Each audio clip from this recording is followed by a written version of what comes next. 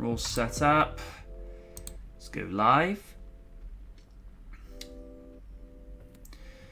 Okay, folks. Thank you for being patient with us yet again. It's another situation where I've only literally been awake the last half hour, but the difference this time compared to last week where everything was being put together on the fly, I made the point of getting all the topics put together just so that once we went live, once I woke up, it's like all the topics are there. All I have to worry about is getting myself some refreshments, Gwen, such as this can of Cola Zero. Cola. You're my Achilles heel, and yet I cannot quit you. Oh, totally the wrong thing to drink when you first wake up, but I don't care. Okay. I'm gonna hear something to ease ourselves into topic with. Let's see. Right.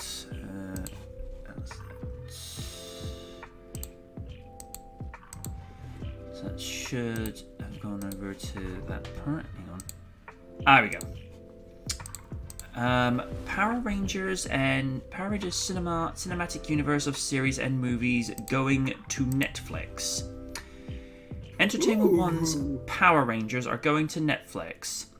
After Hasbro subsidiary E1 set John Entwistle the end of the effing world, I am not okay with this, to shepherd a Power Rangers cinematic universe of connected film and television adaptations, Entwistle confirms Hasbro's PRCU is going to Netflix. Deadline broke the news Netflix will be the home of E1 Television's planned Power Rangers expansion of multiple series and movies, including Entwistle's already announced 1990 set feature film Reboot, previously set up at Paramount Pictures. Interesting. Since we set up Power Rangers with Jonathan, we pitched really a whole world approach. Michael Lombardo, E1's president of Global Television, told Deadline it's not just one show, it is shows followed by films, some kids programming. We have found a great writing partner for him. They are off, knock on wood. Netflix is excited, we're excited, we hope to have some news soon. Reacting to the news, Entwistle tweeted Monday, I guess the cat's out of the bag, the new Power Rangers is coming to Netflix. Jonathan has an incredible creative vision for this iconic and hugely successful franchise and is hands down the right architect to join us as we reimagine the television and film worlds of this property. Lombardo and E1 film president Nick Mayer said in a joint statement announcing Entwistle's deal to oversee Power Rangers last October. Across our slate, we are looking forward to working with the most talented storytellers as we take on Hasbro's rich fan-favorite brands and build entertainment universes around them. Entwistle at the time called the Platform Crossing Pact an unbelievable opportunity to deliver new Power Rangers to both new and existing generations of awaiting and adoring fans. We'll bring the spirit of analog into the future, harnessing the action and storytelling that made this brand a success. In a February 2020 interview with Comic Book, Entwistle revealed his rebooted Power Rangers movie would be definitely along the lines of what I'm known for. Darker is not necessarily the angle. The end of the effing world, creator told us, I feel like that's been done in the Power Rangers universe before.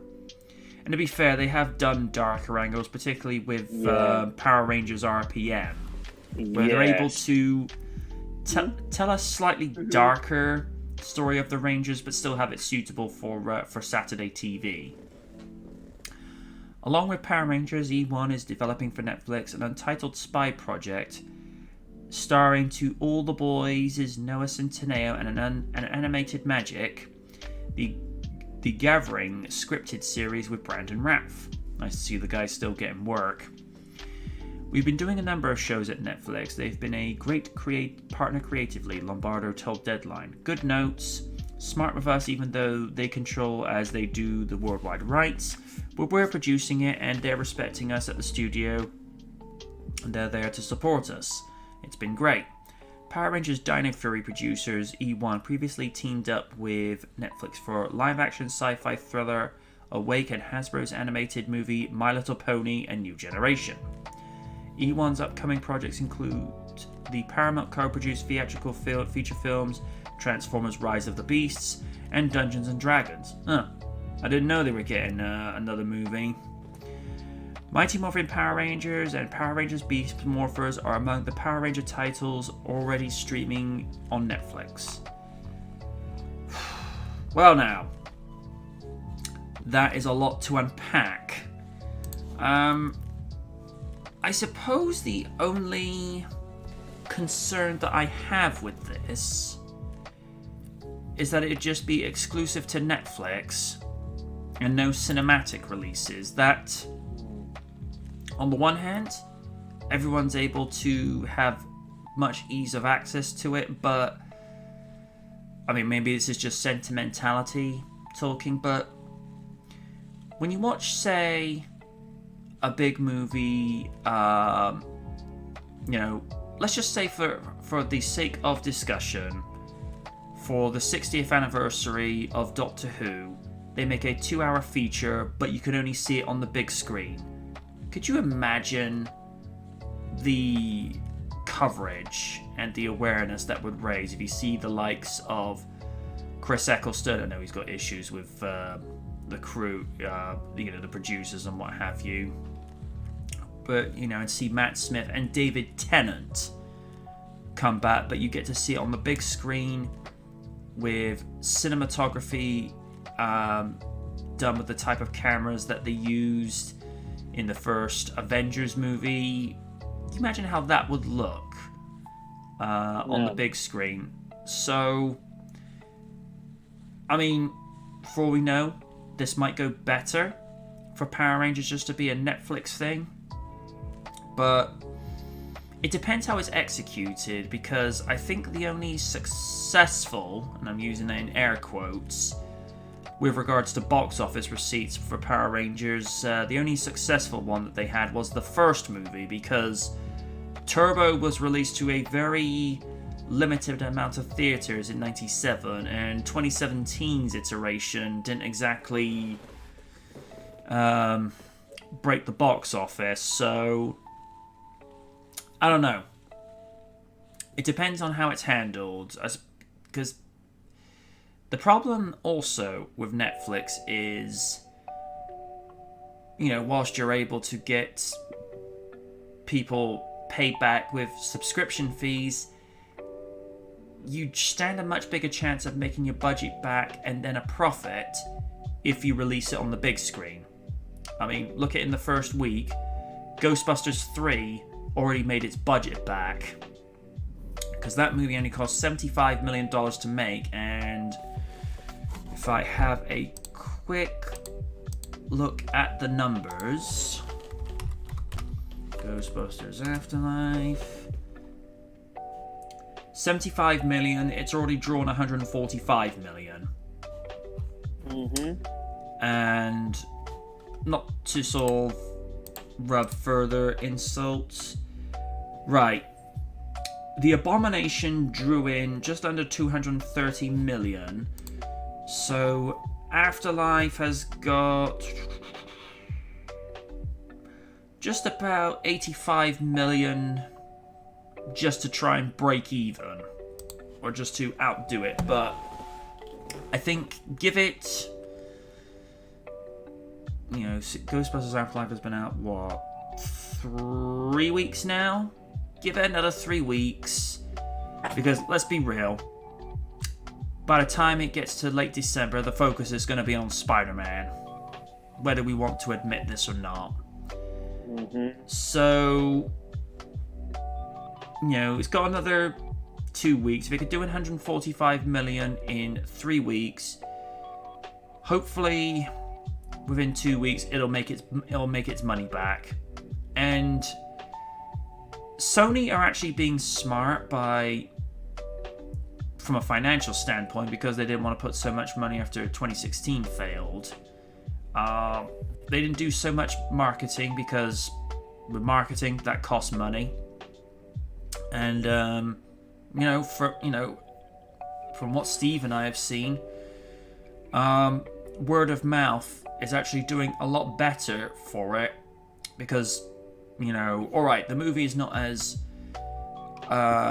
special and visual effects laden as maybe the first two movies, but it makes up for it with the way the characters are driven, and even with the way Egon's spirit follows people around. They use practical methods to show his presence. I mean, like, when you see Phoebe in his basement lab, she goes, "How did you put all this together?" And they just get practically one of the lamps just to go over to his doctorates he's got on his one. He goes, "I get it, you're a genius." And I did like that, because I suppose it was like the only real way the two could bond, because Phoebe had never seen him in real life before, up until the fight with Gozer, where you see him materialize. I mean, the way I look at it is, he was just there, steadying her proton stream as a way of saying, "It's alright, I got you. We'll get through this." And I think the ones who sold the best, I mean, Steve, you probably agree with me on this, I think the ones who sold the best facial expressions was Bill Murray looking over his shoulders like, "Are you seeing this?" Mm-hmm. Yes. But totally worth it, and I know I'm giving away spoilers, but Lids, Raiden, it happened again. "Are you a god?" Ray just stands there, open mouth, about to say no, and and Fakeman's like, "Oh, come on, Ray." And Winston's like, "Are you serious?" Yeah, that made me laugh. I was sat there going like, "Oh, come on, not this again." And here's the thing that not too many people know. Olivia Wilde, Gozer was played by Olivia Wilde this time. Ooh. And I didn't know that, because she was not in the credits. She didn't voice Gozer, but the mannerisms, the body language, is like, okay. It's not bad. And it was clever on Phoebe's part to actually get her mother released from from Zool by trapping the terror dog, because the terror dogs need a human host, and if you trap one of them, they get released. And she's wearing Sigourney Weaver's iconic dress, which I didn't realize they were going to go there with that again, but it is what it is. Dan's saying, "I saw Ghostbusters Afterlife last week. I liked it, even though it reused many elements from the first film." It did, to be fair. It didn't feel as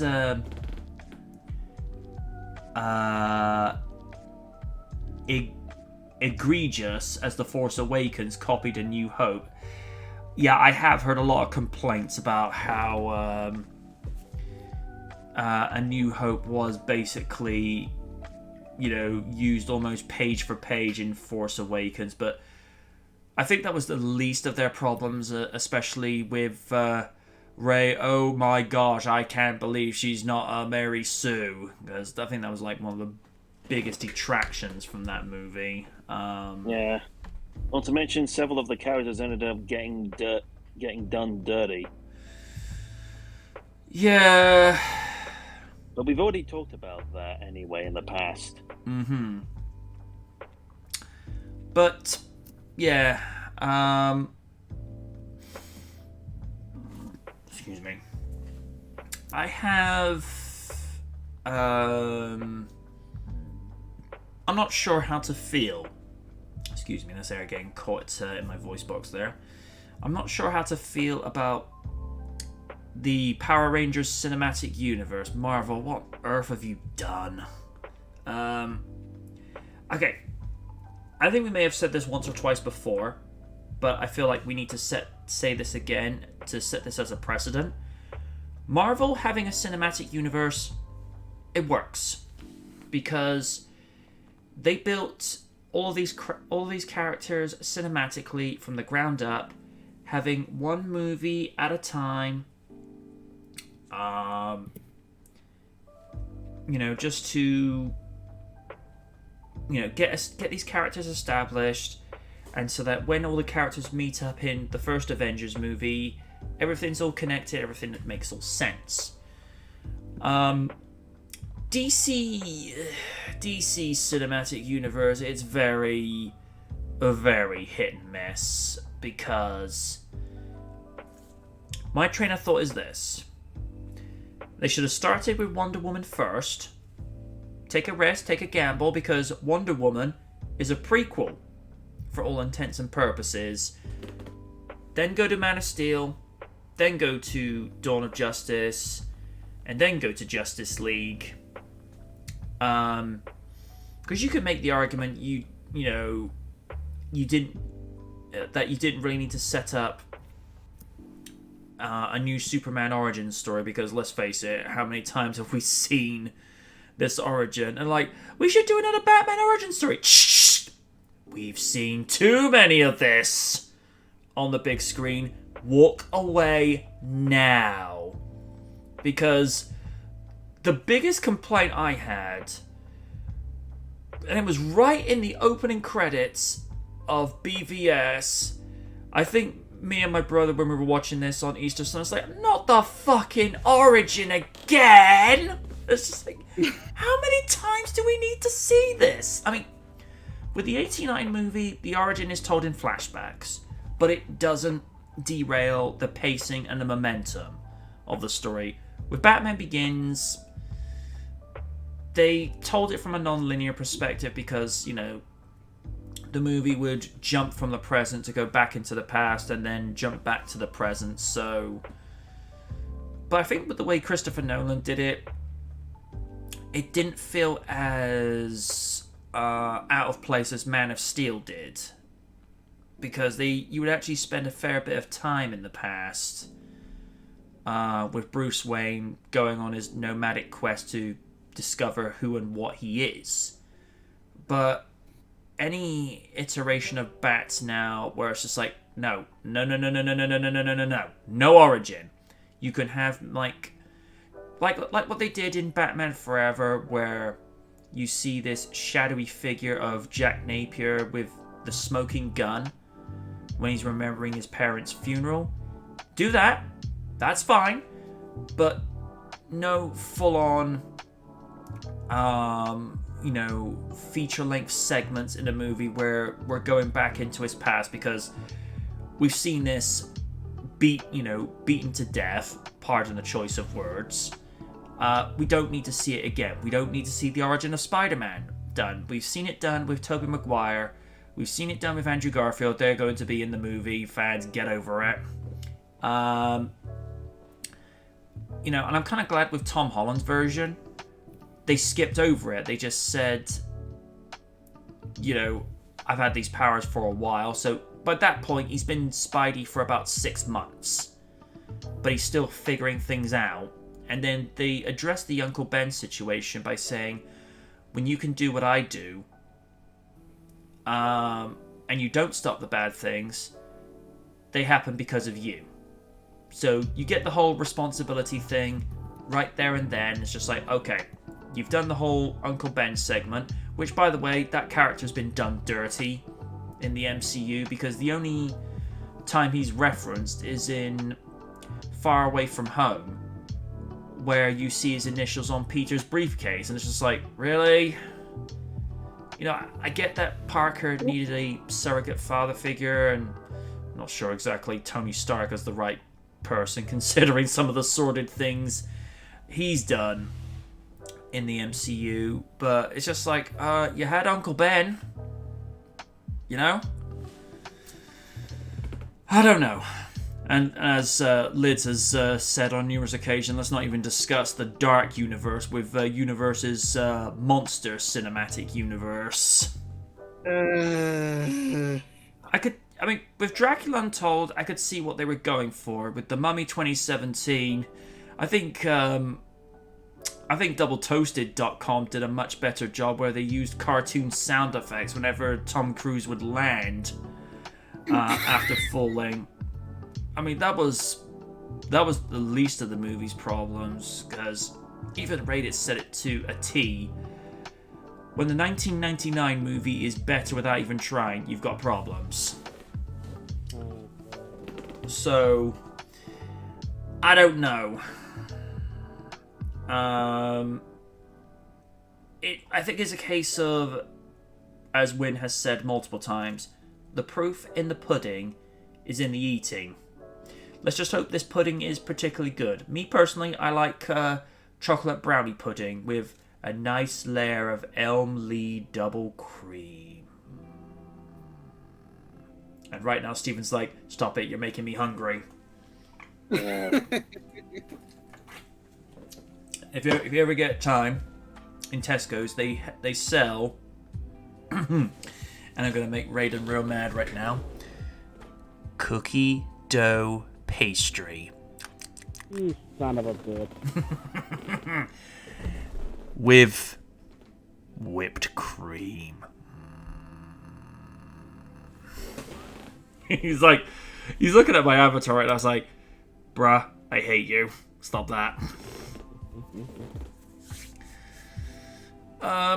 Steve, after unpacking all of that, what do you make of this idea of the PCRU? I was going to take some getting used to saying, being exclusively with Netflix, and the fact that we've got a director that previously did a title called The End of the Effing World being brought over to helm a Power Rangers cinematic universe exclusively for Netflix. I prefer calling it the Power Rangers Expanded Universe at this point, because it's not just movies. It's just a whole collection. Mainly because it started out with the TV shows, and you've also got things like the Boom Studio comics, and as well as the movies. I don't really know what to think about it at this point. Kaiju would probably have a lot more to say because he's more analytical, especially when it comes to things like Power Rangers, and especially seeing as it was based off Super Sentai. But it's the fact that they no longer have access to the back catalogue of the Toho, well, not Toho, Toei footage for the Super Sentai shows. And as we said in an earlier, I think it was in one of the earlier SKLs, Super Sentai has been on the downward spiral ever since a couple of years ago. So, especially now that Power Rangers is no longer under Super Sentai's giant shadow, it's hard. It's going to be hard to figure out where they're going to go from here. Because they could just always take the animated route, because we've been asking for an animated Power Rangers series and or movie for Lord knows how long. Like that, for example, that pilot that came up and was only discovered when it was leaked onto the web for who knows what reason. And that kind of looked promising. The only thing I didn't like about that pilot was the generic looking Megazord they had. I'm like, yeah, I don't know about that. Well, it was kind of a concept trailer for the most part, so I think they didn't really have much of a budget for getting the complex Megazord design. As long as they could make it look better than the 2017 Megazord, because I look at that and I'm like, That's meant to be the Megazords. Like, no, it ain't. I can't believe it's not Bayformers. I can't believe it's not Voltron. Because the fact that they have all, the Zord cockpits in different parts of the Megazord as opposed to what they did with the TV. I mean, virtually every version of Power Rangers, the Megazord cockpit has always had all 5 of them, and occasionally the 6th Ranger being in there as well. So, I don't know. Not all the time, but just a lot of the time. So yeah, and let's not even get started on Goldar for that movie. I know. I mean, I say something to the effect of when they get to that point, it's like the movie took the deviant art approach with Goldar, because you look at the form and the design of Goldar, it's basically the 2017 Megazord but sprayed gold. And yeah, I'm still in the process of writing that because unfortunately the writing segment of the review, it's already 2.5 pages long. So in terms of voiceovers and camera work, I'm gonna be there a while. You got anything else to add, Steve, or is that pretty much it? Although your comment about what's seeing a 60th anniversary Doctor Who special, they did do that for a time when it came to the 50th anniversary for Doctor Who. They did do that in the cinema, and seeing it in 3D, because I was one of the people who managed to get tickets for it, it really added something to the experience. Plus, seeing a Dalek coming at you through what appeared to be a war zone, just screaming "Exterminate!" I know that made me back up in my seat. Well, for Liz, that'd be like watching, say, an episode of Raw in 3D, and as soon as you see Vicky Guerrero walking, it's like, no, get away, get away!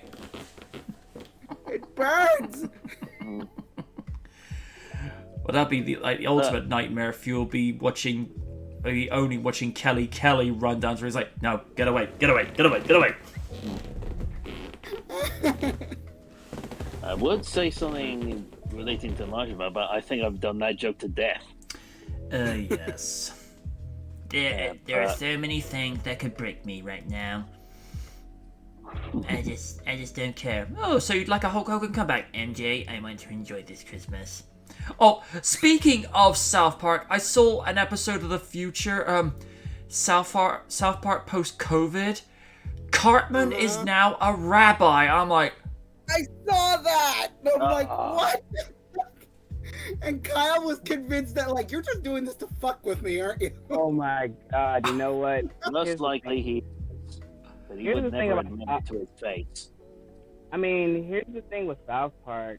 Like, they're one of those rare adult shows that still stays relevant to the task without really sacrificing themselves. Like, no. Say what you will about the humor, whatever. Trey Parker and Matt Stone stayed to their integrity. Like, I think I remember the episode, the China problem or whatever. No, not the China problem. Oh, Banned in China. Like, they definitely made fun that Marvel and everything else had to bend to China's will, because of the popularity. So, seeing that, it's cool. It's cool to see. Like, after that, you just want to see it keep going, and then seeing a little bit of the future COVID stuff. Like, okay, they stay being relevant, stay being funny. So, that's cool to me. Yeah. I've pretty much said my piece on the subject. It's a shame we can't have Kaiju in, because I'm sure he'd have a lot to put on the table. Mm-hmm. Yeah, but right now, Kaju's probably in La La Land, fighting off evil robots as Draco Azul. So it's just like, ha ha! I've reclaimed the world and my sanity wakes up. Matthew Broderick is to be in the next Godzilla movie. I'm gonna go back to sleep again.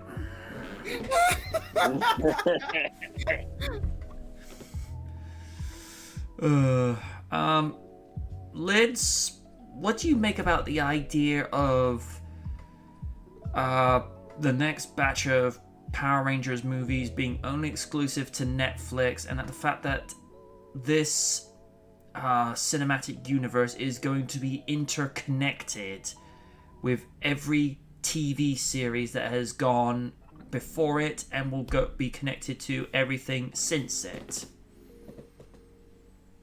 I'm actually okay with it. I mean, Netflix has actually been doing fine lately. I actually am not one of those people that hates the Cowboy Bebop live action adaptation, even though everybody's been burned by live action anime adaptations. It doesn't look terrible. It's just okay. So Netflix is doing fine for themselves. So if it's gonna be in the hands of certain people, I'm okay with that. Just as long as you write a cohesive story and a cohesive narrative, and don't put the cart over the before the horse. Dark Universe. Sorry. Just don't announce you're gonna do this. Just write a cohesive story and go with it. Don't rely on a cinematic universe, even though that's technically what they're doing. But tell a cohesive story. Tell a story first, and then write around it. Use that. Plan it out properly. Otherwise, you're just going to end up with a big ball of continuity mess. Yeah. Yeah. Yeah. It's pretty much nailed it on the head. Raiden, your thoughts on the situation with the Power Rangers cinematic universe? I mean, for what it's worth, I do hope it succeeds. I feel like this first time Power Rangers is kicking the ass to do something great. And for me personally, I haven't been really into the recent Down Fury one. I've seen a couple episodes. It's okay. What was that episode I saw? I did like the whole continuity on how it really came to be. Like, also, we keep it up with the Boom Studio versions. I personally am into that, the mainstream Power Rangers now. So I think with this so-called cinematic universe, I do hope it succeeds, because I want to see something new from. I wanted to see something new from Power Rangers for years at this point. You know, the whole kitty cookie cutter shit is just like, eh. I mean, I did appreciate what 2017 did, but I feel like it just overdid it with a lot of things that's just like, okay, character development and all that, but it's just doing all this namby-pamby, just waiting, and I'm like, okay.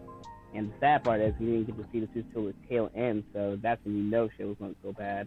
I mean, say what you will about the 95 one, at least you did see the suits for a while. You did see the suits you did see the suits, like, during the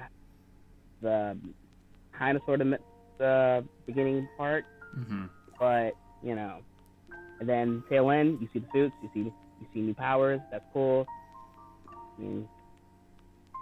I think that for me, in conclusion, I want to see something new within this franchise, and I hope this thing goes well. I hope everything's handled well, so you know, we'll see another second coming of Power Rangers now. Merchandise-wise, doing well. Comic-wise, it's doing great. I mean, like I said, I've been into that more than the mainstream on TV. I kind of did hear Nickelodeon might let them go, which, and honestly, I'm kind of glad they did it, because I do not want to check out Nickelodeon that much for Power Rangers or Ninja Turtles for that matter. As long as it's on the streaming site or whatever, that's good enough for me. Half and half. I don't really fuck with TV that much. That doesn't mean I'm gonna cut the cord anytime soon. Here's what I was said about that shit. But yeah, in my whole thing, I just hope it gives the franchise a kick in the ass like it deserves. So, you know. Also, fan projects like the series the series that I showed you guys, Power Rangers Unworthy. Yeah. I feel like for me they give a shit about the mythos of the series. They're putting a lot of dire situations that you can believe, but you are just compelled to see. And I feel like mainstream Power Rangers doesn't do that for me anymore. It's now just relegated to kids.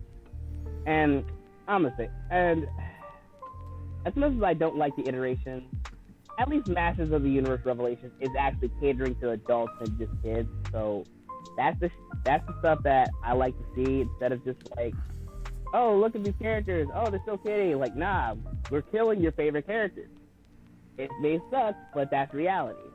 So, like I said before, I want this to succeed, and I want the franchise to kick me ass mainstream wise, because so far for me, it's not it. So I just hope for the best. And of course, there was that one fan movie that was done. Adi Shankar, Power Slash Rangers. Yeah, I went back to it, and it was, for what it's worth, I really enjoyed it.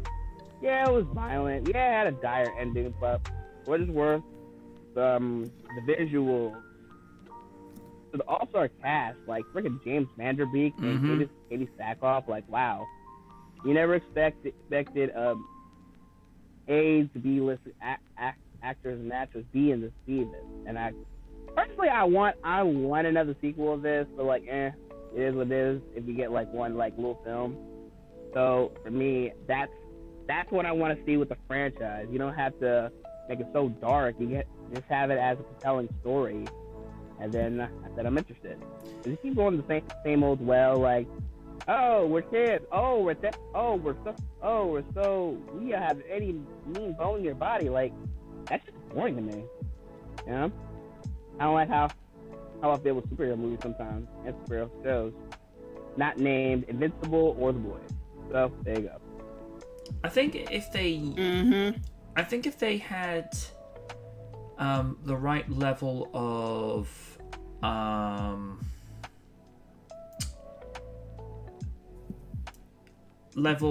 stakes and tamed darkness, because I think Batman Begins, I think that's probably the most happy medium with regards to Batman, because The Dark Knight is exactly what it was. That was dark. Whereas Batman Begins, it wasn't so dark, but at the same time, it wasn't trying to be so purposely lightened up. I think if you had a Power Rangers movie with that tone, that'd be fine. Here's a great example: Shattered Grid. Like in the beginning of that, they dead ass killed Tommy. They did. They did.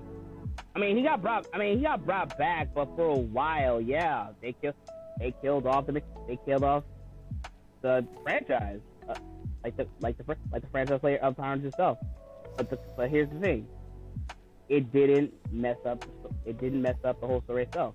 Nope. The whole thing is they had a lot of characters from series after Mighty Morphin, like for example, the whole bond between Jen and Kimberly.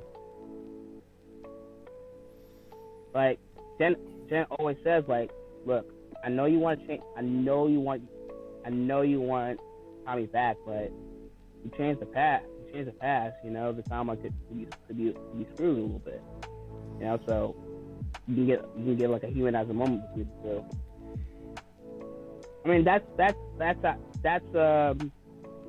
that's something I would want to see from mainstream Power Rangers for a long time, but I feel like with the people involved, you're still going to get the whole kitty stuff.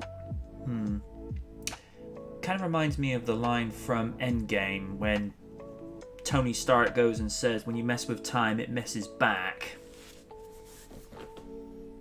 And I see also the other thing, like I say, I'm still having issues with the new movie they're doing, is I was okay with, their premise until they said it will incorporate an element of time travel. I'm like, okay, now I'm worried. Because unless you're doing something, specifically like Back to the Future, where time travel is one of the driving plot points, then it's a risky gamble, because some people only use time travel in a story because they've boxed themselves in. I mean, a lot of people still criticize what Marvel did with Endgame as a lazy way of, trying to undo the damage, because a lot of people considered the MCU, particularly in its early years, as being very grounded in reality, minus the fact that you have flying and fully armored tech suits, super soldiers being enhanced, but they did it in a way whereby instead of Steve Rogers punching somebody where you punch somebody from New York and they end up in Melbourne, all it does, it just really hurts. They tried to sort of tame it in reality to a degree, but as soon as they brought in the idea of time travel, it's just like it didn't feel that genuine. And the fact that they were trashing Back to the Future, it's just like, oh, come on, guys, really? I appreciate everything's open for interpretation and subjectivity, but it's when they had Paul Rudd's character go, so Back to the Future is a whole bunch of bullshit, and I'm like, you wash your mouth up with soap, young man. Don't you ever speak ill of that movie. I don't know. I'm just going to read some more comments. Dan's saying stuff that's a little bit on the nose here. I think it would have been funny if Paul Feig had a cameo in the Ghostbusters Afterlife as a disgruntled janitor. I'd be like, nah, I wouldn't be that generous. Ray'd be like, motherfucker, I wouldn't even have you in the movie. Also, MJ, speaking of which, did you notice a certain character played by a certain actor, which I mentioned to you before? I'll tell you off stream. Okay. Dan says, MJ, if you wouldn't mind humoring me with this what if scenario, if the 1984's Ghostbusters had starred all women, which actresses at the time could you see fill which roles? Ooh. Let's see. Let's be objective. So let's see. 1984. Damn.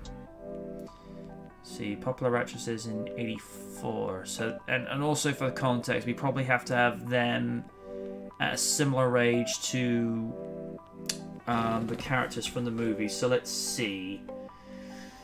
I could probably see Sigourney Weaver playing a female equivalent of Egon, because Sigourney can do the serious and stoic Ripley type of roles. I could probably see Linda Hamilton playing Rey, because she was the right age, even though she looked 10 years younger. Lucky. Whoopi Goldberg as the Winston type. Now, who could we have as the over-the-top, cool, slick, loudmouth type as the Peter Venkman? Maya Rudolph. Maya Rudolph. Okay. There you go. Trust me. Watch. Okay. Granted, you will get grossed the fuck out, but watch Big Mouth and look at her character from that show. Okay. You're gonna curse me later, but when you see how she is, oh god. You know what? Personally, aside from Maya Rudolph, Christian Shaw. Yeah. Dan says Uncle Ben was actually mentioned in an episode of Marvel's What If. I don't have Disney Plus, dude. He was. Dan It's kind of a side thing. Dan says he would call it the Morphinverse. That would actually make a lot more sense than just calling it the PRCU. Because Morphinverse. It's done. Considering how Super Sentai has become more heavily pandering to Japanese kids by being more toyetic, I'm not surprised Super Sentai is on a downward spiral. Sean, just got back from work. What have I missed? The new Power Rangers movies and interconnected series are all going to be on Netflix. Dan says, so wait, is this going to pull some time travel retcon thing like the 2009 Star Trek where the original PR universe is and isn't canon of the new PR universe? Yes! I don't know. Sean says Time Ranger and Time Force got the time travel right. Agreed. I mean, those two, Time Force especially came at a time when Power Rangers, they kind of stopped with all the kiddie stuff and got into serious shit. I mean, you can say that with shows like Space, Galaxy, and of course Time Force. Time Force especially, with the whole, character Alex was, I'm using air quotes, died. So yeah, you had situations like that. Hell, in the ending of Time Ranger, Time Fire, aka Quantum Ranger counterpart, died. Well, that happened before. I mean, I remember June Ranger, the equivalent of Green Ranger, died as well. So, but what Time Ranger did with Eric, he just had him just badly injured, but he was okay in the end. Yeah. Hell, they even did that with Kendrick in Lost Galaxy, but she had leukemia, right? Yeah, she did. Yeah. So killed her off, written her off, but luckily in the end of Lost Galaxy they brought her back. So nice. What I did like when they kind of kill off a character, they kind of bring the character back. So that's what I said before. Like you can be gritty with a franchise that's designated for kids, but still kids can still enjoy that. Like for me, I always go back to the 1990 Ninja Turtles movie. I mean, for me, that was my first introduction to Ninja Turtles itself. It had the right things, as in it had humor, all that, but they had serious moments. They had the humor from the 1980 series, but they had the dark grittiness from the original Mirage comic. Absolutely. I feel like that movie still holds up today, Absolutely. Oh yeah, totally. I mean, I feel like for me, I don't know. For years, Mikey was my favorite, but now looking back at the show nowadays, so is Raphael. I mean, his whole mannerisms, especially when he lost his size, when Splinter was taken, the pure anger and rage. That's just from you took my daddy. I'm gonna fuck y'all up. Yeah, it's a similar way that my brother has always seen Raph as his favorite because we all know that Random's a very passionate individual. Saying that as safe as I can say it discreetly. I think he kind of relates to the sort of annoyances that Raph has to put up with, and yeah, I think it's just that in most cases, but he's the turtle that he tends to relate to. Whereas with me, I'm a Donatello fan. I like the nerdy, intelligent protagonist because I can relate with that. I'm not as intelligent as Donnie is because Donnie's able to invent some things out of virtually nothing. I don't have the capacity for that, but I'd like to think I'm smart enough to work things out and what have you. Yeah. Move on to the next topic now. And this is an article from MovieWeb. 80s TV shows that you would never see on air today. Too much. With the political climate changing, many of the shows in the 80s wouldn't last on air today. Here's a list of old shows you wouldn't see now. Everything changes with time, whether it's the wine that spent years fermenting, because as they say, you know, some people age like a fine wine, because, you know, when wine ferments, it gets better with age. Or if it's the milk you've forgotten at the back of your fridge, don't ever drink milk past its sell-by date. Trust me, you'll thank me. None of these products are going to be the same as when they were first produced. While this metaphor may seem far-fetched, it is especially applicable to the television industry, as Hollywood relies on trends and current events to keep audiences interested. Some shows, like The Golden Girls, are lucky enough to have values that remain timeless, and so the show follows, bringing in new audiences to love and enjoy the show. That said, most TV shows are not so lucky. Golden Girls, was that the one that Betty White was part of? Yes. Yep. I love that shit. I love it so much. I don't get it. It's so good. I don't know why, but it's so good.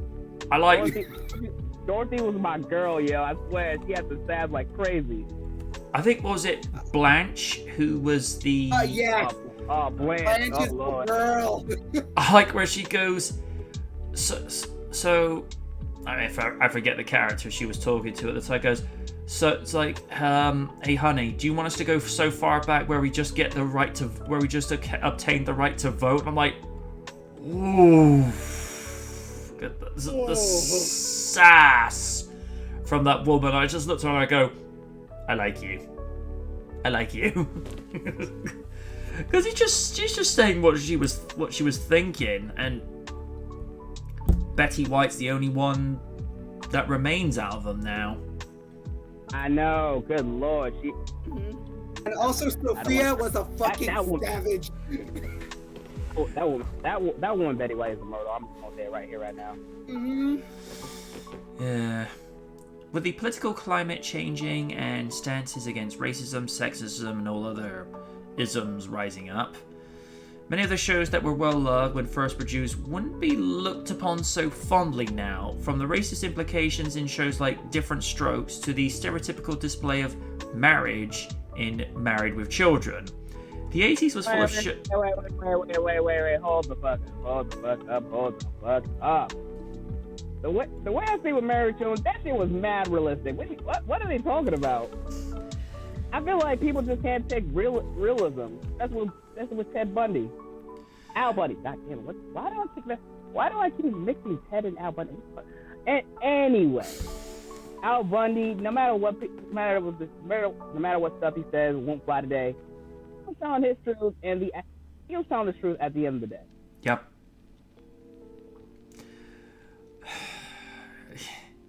It still gets me with that. I don't know why, but this line just still floors me, because aren't you supposed to be working? Well, ma'am, unlike your mouth, we occasionally close. The one line that gets you today, like, can you get out of my way? I'm singing all over his hand. And he's like, you're asking a lot of the sun. It was so subtle, he didn't have to say that much. No. The 80s was full of shows that didn't age particularly well based on the characters and content within the show. Here are 5 shows that would not do well if they aired today. Married with Children being the top one. First aired in 1987, and from the beginning it was problematic. The unhappily married couple, Peg and Al Bundy, have 2 children who are shown in contrast to the newlyweds next door who the Bundys mock. The intro alone is off-putting enough as it... Mainly Al mock. Yeah. The intro alone is off-putting enough as it displays Al sitting on the couch with his children, coming by, and all he does is give them money, which they happily take. I don't know, sounds like a good dad to me. No. Now, while the show does have its moments of glorious hilarity, it did, the premise of Married with Children revolves around stereotypes, with their bleach blonde teenager Kelly, her smart-mouthed younger brother, and the lazy housewife Peg. Al is left as the sole provider for the family. Honey, did you miss me? With every bullet so far.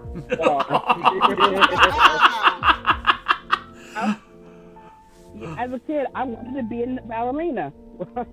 Oh, you sure am I nutcracker? Oh. Who would you rather be with? Your wife or B? Oh. I want a balloon. You already got one. Oh. Oh dear. If you step back and look at the show as satirical, it may get a pass as mocking the whole concept of the nuclear family. That said, Al's brazen and misogynistic behavior would not pass as okay or funny in today's world.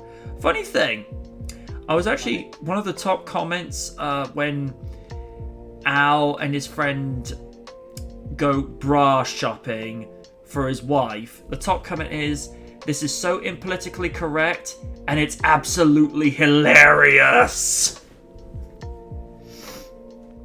Yeah, listen. People say, "Oh, this will not fly today." Man, people can't take realness. Exactly. And Al Bundy was a real dude. Oh yeah. He wasn't talking about race. He was talking about the things that he didn't like.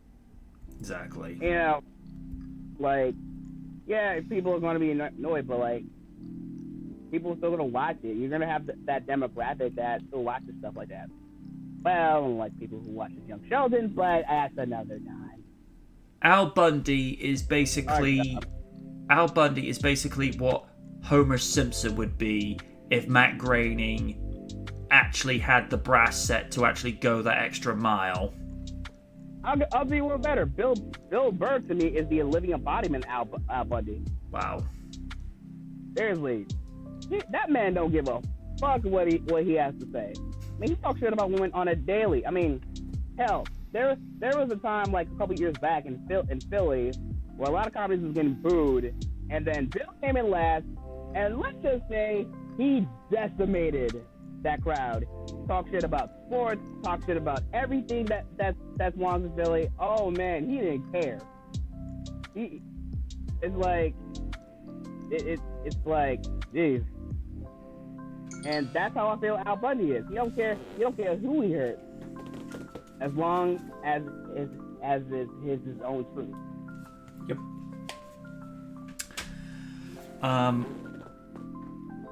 Would not pass or not pass as okay or funny in today's world, but they are still popular enough to receive their own line of Married with Children action figures.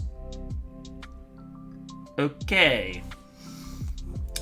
Different Strokes. Different Strokes is well remembered, but from a modern perspective, the series didn't age well. The wealthy white Drummonds family housekeeper passes away, and the Drummonds take in her two sons, Arnold and Willis Jackson, as their own. And by the way, Gary Coleman was an absolute savage on that show. Sure. Loved his character. The show follows the Jackson boys as they adjust to their new environment and their struggles. Different Strokes was successful enough to run for 8 seasons and even received a spin-off called The Facts of Life. But that doesn't necessarily mean that it would do well if produced in the 21st century. From the outset, Different Strokes is obviously intended to bring out wholesome content with a great display of compassion from the Drummonds. However, it plays up the white savior as the Drummonds, a white wealthy family, save the Jackson boys from ending up in a group home or potentially getting separated. It's problematic and supports the white savior stereotype, especially with the Black Lives Matter movement carrying such weight that this show is best left on the shelf. Right. I'm going to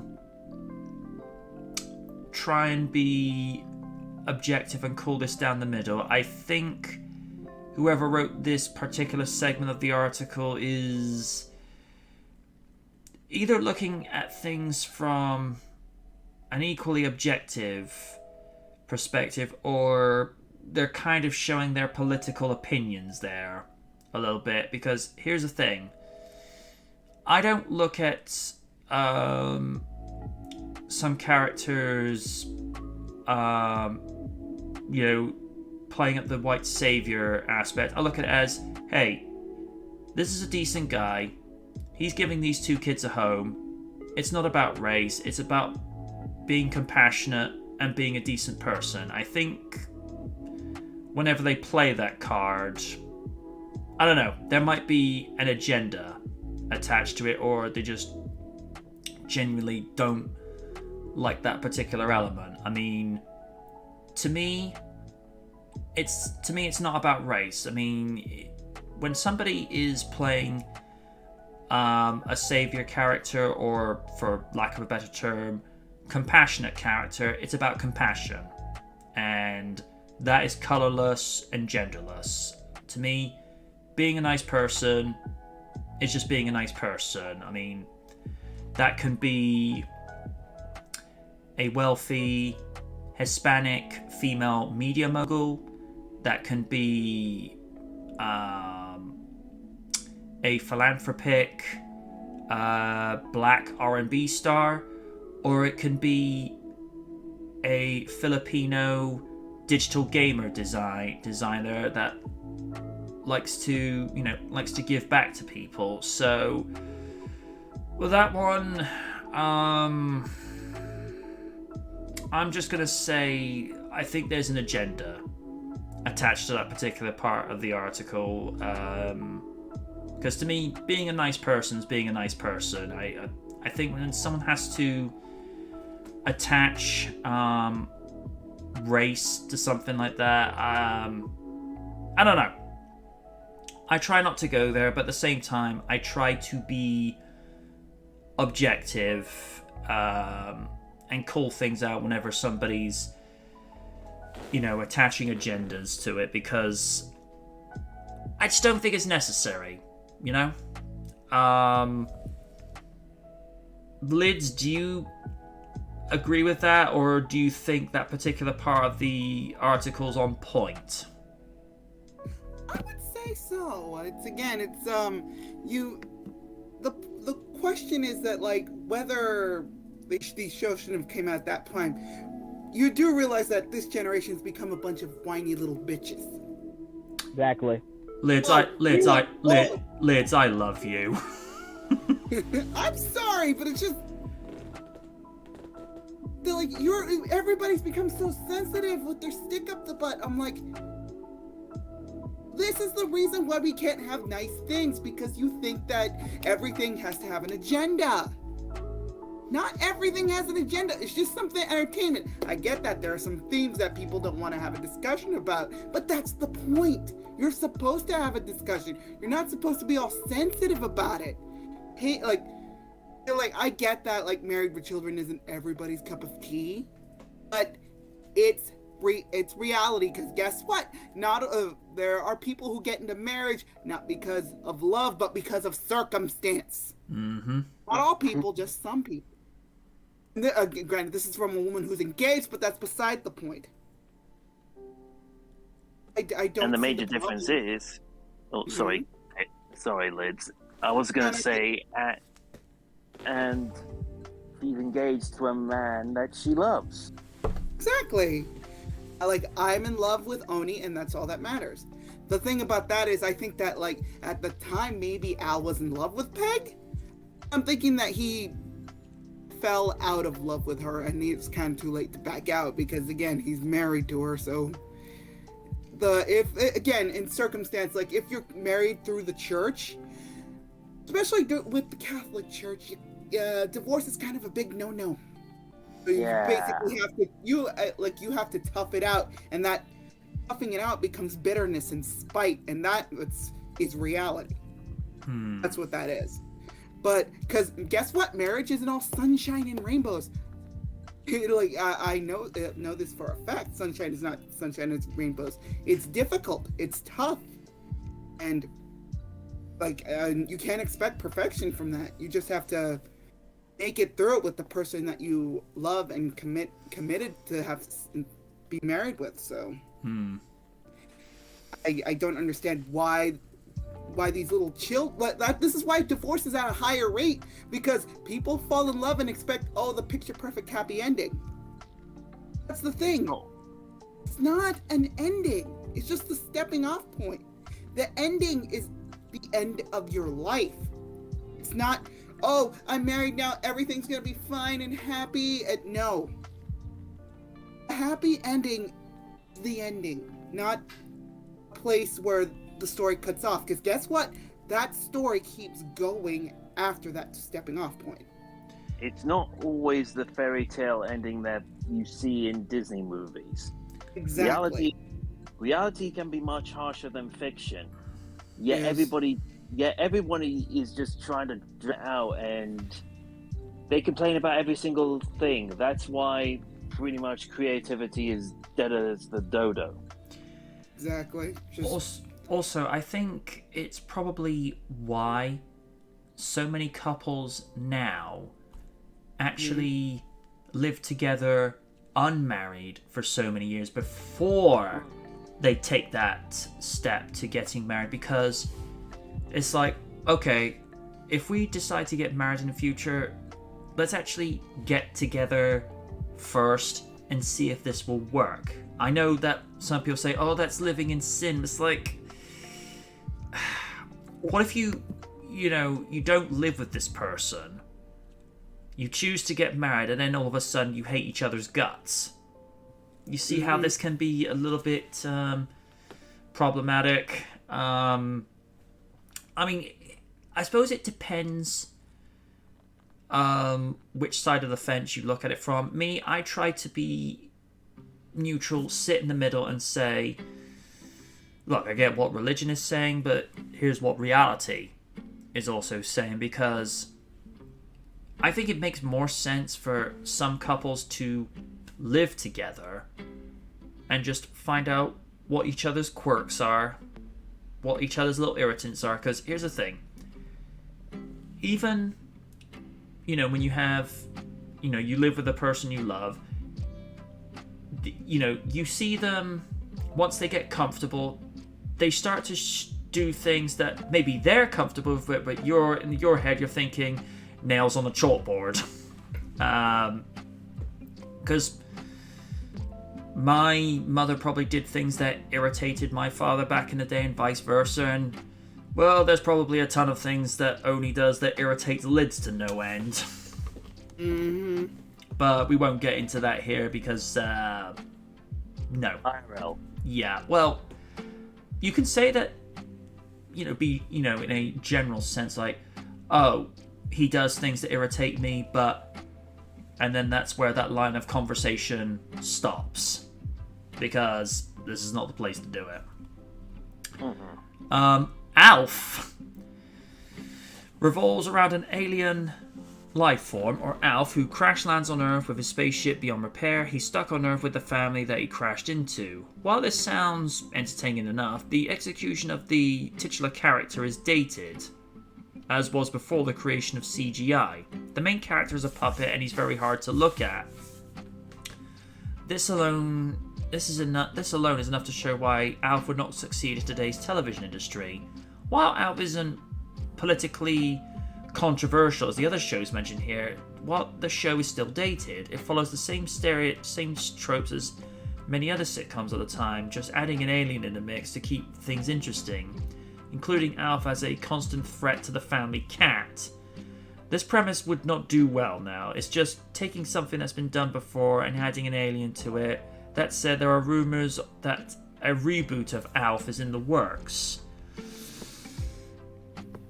I never saw enough of Alf, but from what little I did see, it seemed harmless enough. Think of like Jim Henson's Dinosaurs, because it's probably, looking at the puppetry detail, it does look like something he would have made back in the day. And then we come to Dukes of Hazzard. That's a bit of a valid point, but still. Yeah.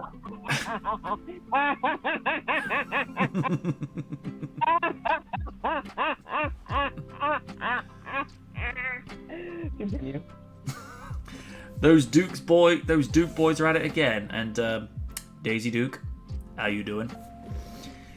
The Confederate flag, misogyny, and redneck stereotypes all rolled up into one.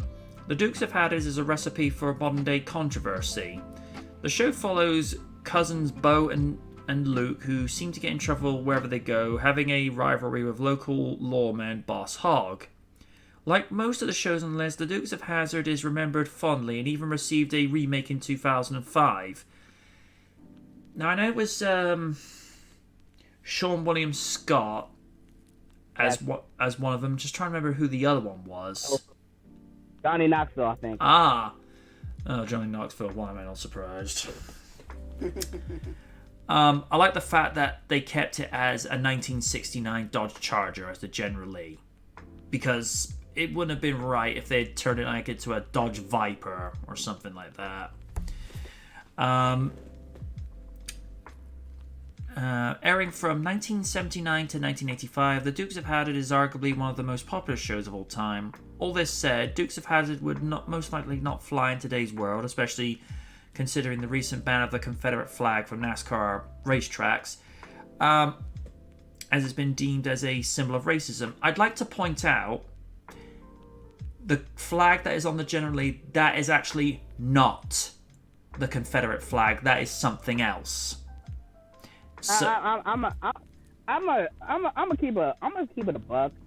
Like, bruh, can we stop talking about the Confederate flag? Jesus Christ, you get it? Part of a racist time, blah blah blah. Get the fuck over it. Jeez. I mean, because the flag that I've seen. Annoying, man. Oh God. Sorry. Oh. I mean, the genuine Confederate flag that Move on. I'm trying to get to a point, dude. I'm trying to get to a point. Sorry. It's ad chat to get out. All right. The genuine flag that I've seen that a friend of mine showed looks completely different to the diamond shape that sported on the General Lee, because it looks more like the sort of pitch, the actual map of the South, whereas the one that you see on the General Lee is like, no, that's not the Confederate flag. So to people out there who think that is the genuine flag, no, it ain't. Do your research. The stars of the show, John Schneider and Tom Wopat, came forward regarding their controversy surrounding the Confederate flag on top of the car. I've only ever seen like maybe 1 or 2 episodes of Dukes of Hazzard, and to me it seems reasonably harmless enough. I mean, it's basically the Duke boys just going around actually helping people a lot of the time, and you know, the actress who played Daisy Duke, she was probably, you know, on most boys' pin-ups at the time, and of course Jessica Simpson probably received a similar treatment when she was cast in the 2005 movie. And this is me being objective here. Her cover of These Boots Are Made for Walking, sorry girl, I'll stick to the original Nancy Sinatra version, because there are some songs that don't need to be covered. I mean, Nancy's was, you know, it had that 60s sass, but it was done in a classy way.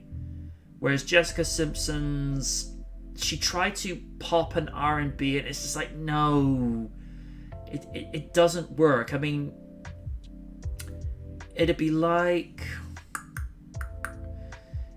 alright, it'd be like Justin Bieber trying to sing Enrique Iglesias Bailamos. Do you realize how awkward that would look? Oh God. I mean, we know Bieber works better with R&B. we know this from Peaches, but him taking, a Latin pop song like Baila Mose, which Enrique kills that. Especially the Wild Wild West music video version of him as like a desperado, and that it just works.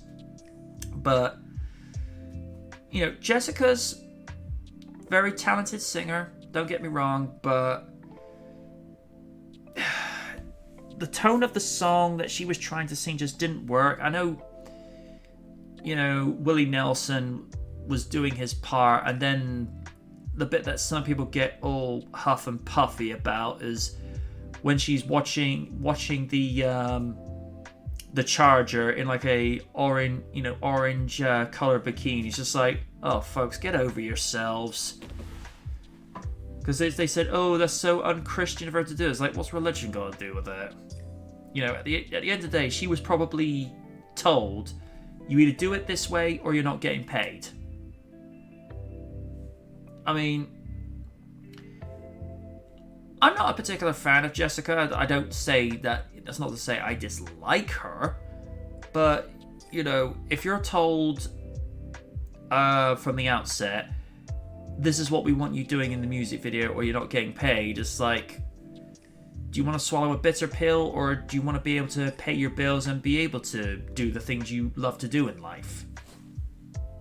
I mean, today, the way that music video was made, it probably wouldn't have that segment with her washing the car in a bikini, because I noticed this got censored out on Bat in the Sun's YouTube channel, because I think there was like a wager if whichever Batmobile that she picked in this drag race didn't win, she would actually have to wash one of the Batmobiles in the bikini she had, and they put it up, but where she's washing the car, they actually have it pixelated out. Now some people are like getting all up in arms. It's like, dude, I feel you, but it's like Liz said earlier, this generation has just gotten so uber sensitive to where they can't even take criticism. And here's the thing, if people don't want to, are that put off by it, it's like there's this little thing called the X button that you can just click off from that, or click on a video that you want to watch. And I've said this so many times over the years to the point of it's nauseating. It's like when people complain what they see on TV. There's this marvelous and magical invention called the remote control. You pick it up, you press a button, and you change channels. So, for example, Raiden sat in his swanky apartment on Fifth Avenue. He's got all the finest tech. He's got a couple of honeys in the background. He's like, how you doing, ladies? And up next on, I don't know, the awesome Lydia Network. Liz is smiling right now. Up next, it's the Paul Feig Show. Bruh, no. Channel change. Up next on Jedi Masters, it's Master Oni-Wan Kenobi Rakaku versus Jedi Master Steve. And this is like, ooh, this gonna be good. Please, if the Paul Feig Show ever made it to my network, it would be like, Heil, honey, I'm home. It would not exist. And if anybody does not know what I'm talking about, I know what you're going with. I know what you're talking about. You want to talk about shows that wouldn't last, that wouldn't make it today? When people have free time, look up a UK drama sitcom series called Love Thy Neighbour. You're welcome!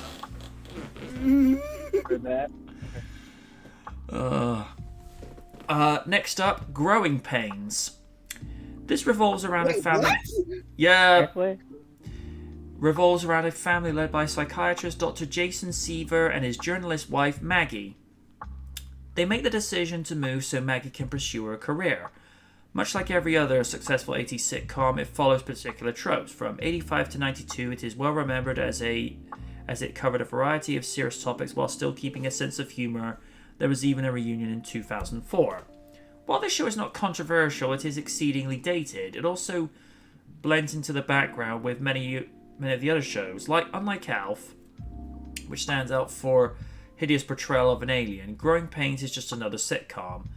The children are stereotypical portrayals of a girl-crazy teenage boy and a studious daughter, too focused on her books. Honestly, if they were to create this show, it wouldn't receive any traction, primarily because it's simply boring.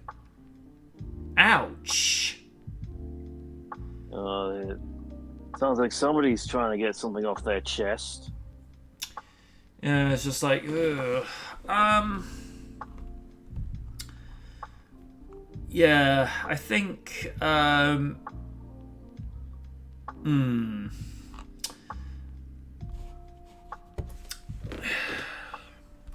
think, like I say, whoever wrote this, they went into some of this with an agenda, and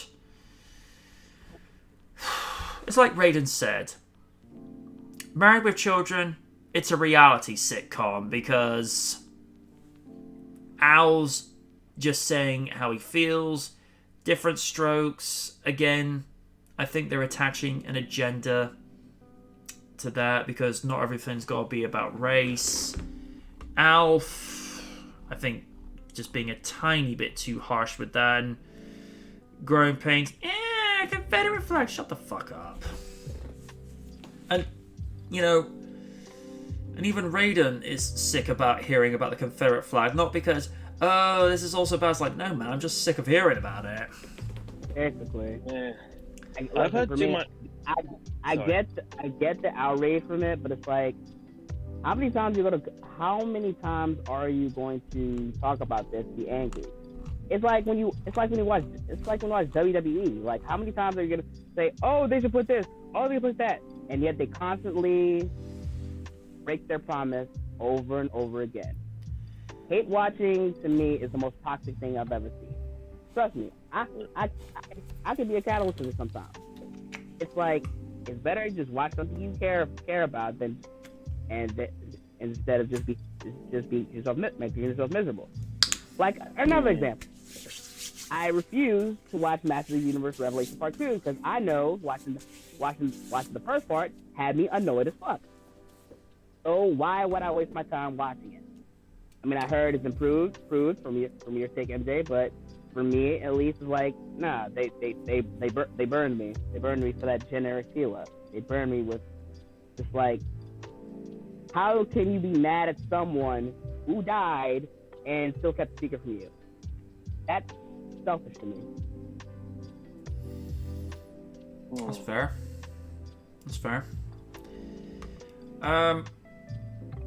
It's kind of reminding me because I tend to listen to CM Punk's interviews from Art of Wrestling. He goes, I was unhappy. Fuck it. I made myself happy. I left. The only times I watch WWE now is just before I go to sleep on Tuesday and Saturday mornings, and I see the highlights from Raw and SmackDown, and the Bork Laser graced us with his presence, and Lids, he was on the microphone. Oh, you mean SmackDown last week? Yep.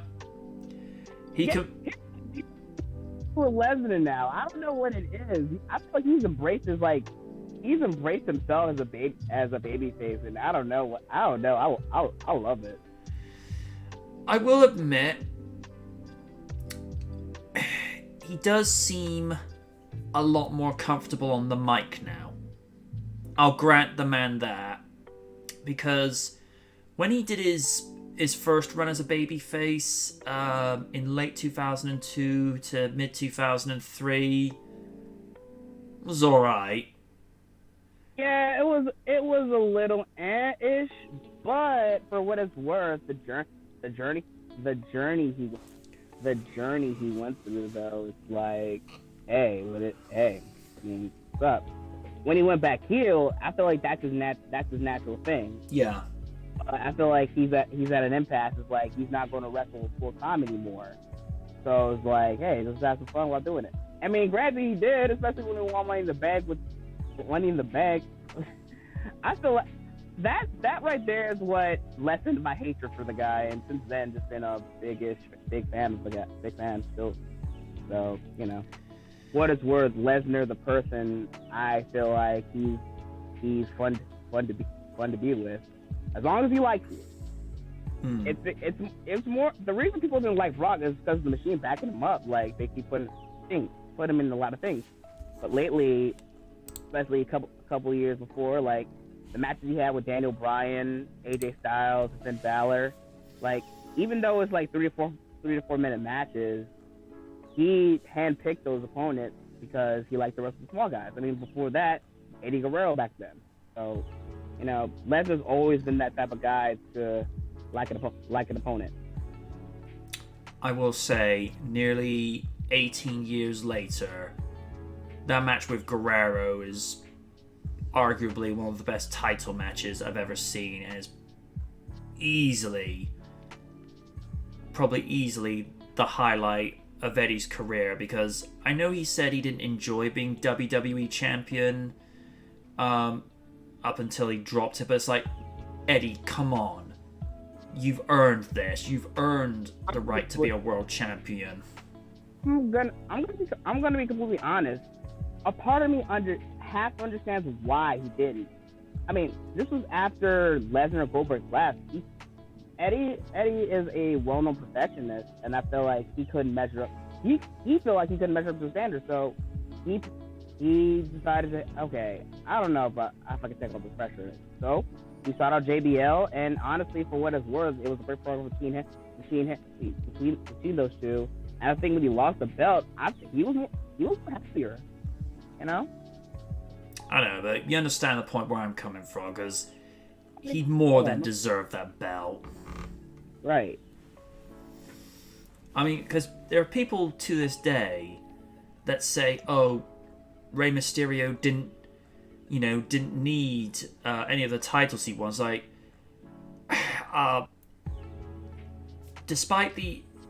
aside from the argument whether he did or didn't, doesn't mean to say that he didn't want to be a champion, because it's as Austin has said from day one, if you're not here to be world champion, you shouldn't be here, because you come into this business to be like, one of these days I'm going to be world champion. Now, if it was the Attitude Era or the Ruthless Aggression Era for world title belts, absolutely. Today's, no. I mean, of all the belts that they have, the US title's probably the most appealing looking, and I don't even like the design for that belt. And don't even get me started on the current design they have for the Intercontinental title. Ugh. Very, very generic, I will agree. Because to me... the US title, okay, I grew up not liking it, but nowadays I feel I like the aesthetic to it, like the big ass eagle, little stars on the bottom. I mean, it was cool. I mean, at least it looks like a belt. Yeah. Because like I say, the WWE, the Universal title's like, no. Absolutely not. Until you guys decide to have something much closer to the 2002 Undisputed title design, then we'll talk. But I feel like they're never going to. I feel like they're never going to. I feel like they're never going to. They're never going to. Damn, what is the? I feel like they're never going to have a design that's better than Undisputed title design. I mean, it was just no.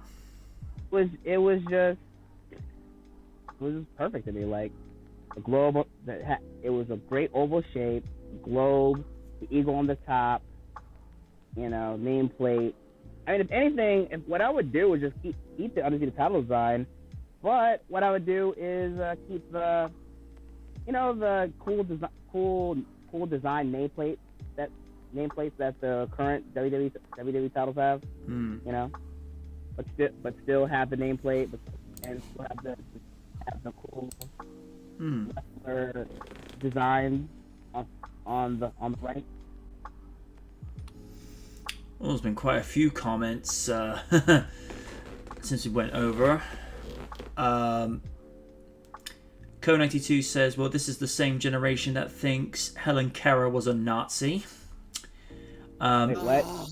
I think he's referring to like some of the shows that wouldn't fly today. You said Helen Keller, right? Yeah. Helen Keller, yeah. I find it funny because Thanksgiving I watched the South Park episode Helen Keller the musical. Oh Jesus. See, whenever someone says South Park and Nazis, I'm reminded of The Passion of Eric Cartman. That's what it's called. Oh my gosh. Oh yeah, that shit was funny. Resting up his Hitler. Resting up his Hitler. Oh god. Oh, that had me dying of laughter. The problem with Trey Parker is you could tell he got a little too much into characters. I was like, you sick bastards. And Shoma, Married with Children is a show at its best when it's absurdist, cartoon-style satire with big, silly situations, but muddled way up too much by much insult dialogue, some great, most meh, and yet I'll take Married with Children over the likes of the George Lopez Show, The King of Queens, and the current reality television that comes off way more nasty and nihilistic by comparison. Yeah, I'll go with that. Married with Children also succeeds at doing what I believe comedy... Married with Children also succeeds at doing what I believe comedy should be. It's unpredictable in its writing, situations with going overboard and destroying its own verisimilitude. Yeah, I agree with that. And Sean says, and sometimes later you'll get kids. Oh god. That's it. Co92 has pretty much become choosing these days, which I'm sick of now. Sean says some people need to grow up. Co92, I blame that on bad parenting. I agree also. And Shoma, Growing Pains, a series with a whole episode dedicated to a no-budget killer alligator disaster home movie. Okay. And Shoma, Ben's movie is in its name, and it's from episode 25. Right. It's 25, season 25 of season 5 in Growing Pains. Co92, man is pretty much cheap at this point. No, cheap would be a start. Does anybody want to say anything about the article of old 80s shows that would never be seen today? Well, again. Okay. Continue what Lydia left off. If the world wasn't so bitch made, this list wouldn't exist. That's exactly. All. Like, come on. Like I said it before with Married with Children. It pictured reality. Some motherfuckers don't want that shit. People want to see reality shows with fake people. So that tells me all I need to know about this. I mean, this ain't the first, and it definitely ain't the last when it comes to stuff like that. People want to say what they feel, and that's okay. But when people agree to really bad takes, that's what I have a problem. That's what I question it. This article say what it wants, as long as people still love these shows, is what it is. And the thing with Different Strokes is like they had a lot of crazy shit in that one. Like, oh boy, a bicycle episode. Watch that at your own risk, or better yet, go to When You're Die and type a very special episode, and you'll know what I mean. I think I know which one you mean. Yeah. I mean, I think people are trying to get rid of a lot of real stuff. It's started to become very apparent that they don't want to live this reality. They just want to live. They just want to live in a VR world of stuff that only appeals to them and appeals them and only them. So it's at the point like, why give this any thought when you can just go back, forget this thing ever existed, and watch the things that you love. That's the way I see it. Because you don't see people banning the Fresh Prince from Bel-Air anytime soon. But they never will, because it's, no matter what people say, it's universally loved. And Fresh Prince actually dealt with a lot of controversial topics as well, whether it be from being stopped by the police unnecessarily to issues. Yeah, and being, Carlton being called a sellout, even though at the end of the day, it's I'm always gonna keep saying this. It's always your own people. Yeah. I mean, that shit goes on to this day. It's like, but now it's like, who cares who cares? As long as you got love for yourself, love for your skin color, like, who gives a fuck what people say about you? That's been my mantra since day one. Because at the end of the day, it's about character, and that's colorless. Yes. Yep. You got anything to say, Steve? Mulligan, I think after coming home from work, I think I'm too tired to go on a rant about this kind of thing. It's all the stuff has already been said. Just sounds like whoever wrote this article is just trying to start something, but I digress. Sorry for squealing, but I just saw the thing that you just posted. Yeah, I thought I'd put that in there just so we could lighten up the tone a little bit. Yeah, that's fair enough.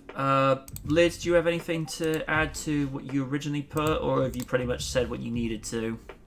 I've said what I needed to. It's like, it's just another butthurt individual who's like, I honestly don't care. It's like, they can say what they want. They have freedom of speech. It's just that I don't have to acknowledge what they say. Fair enough.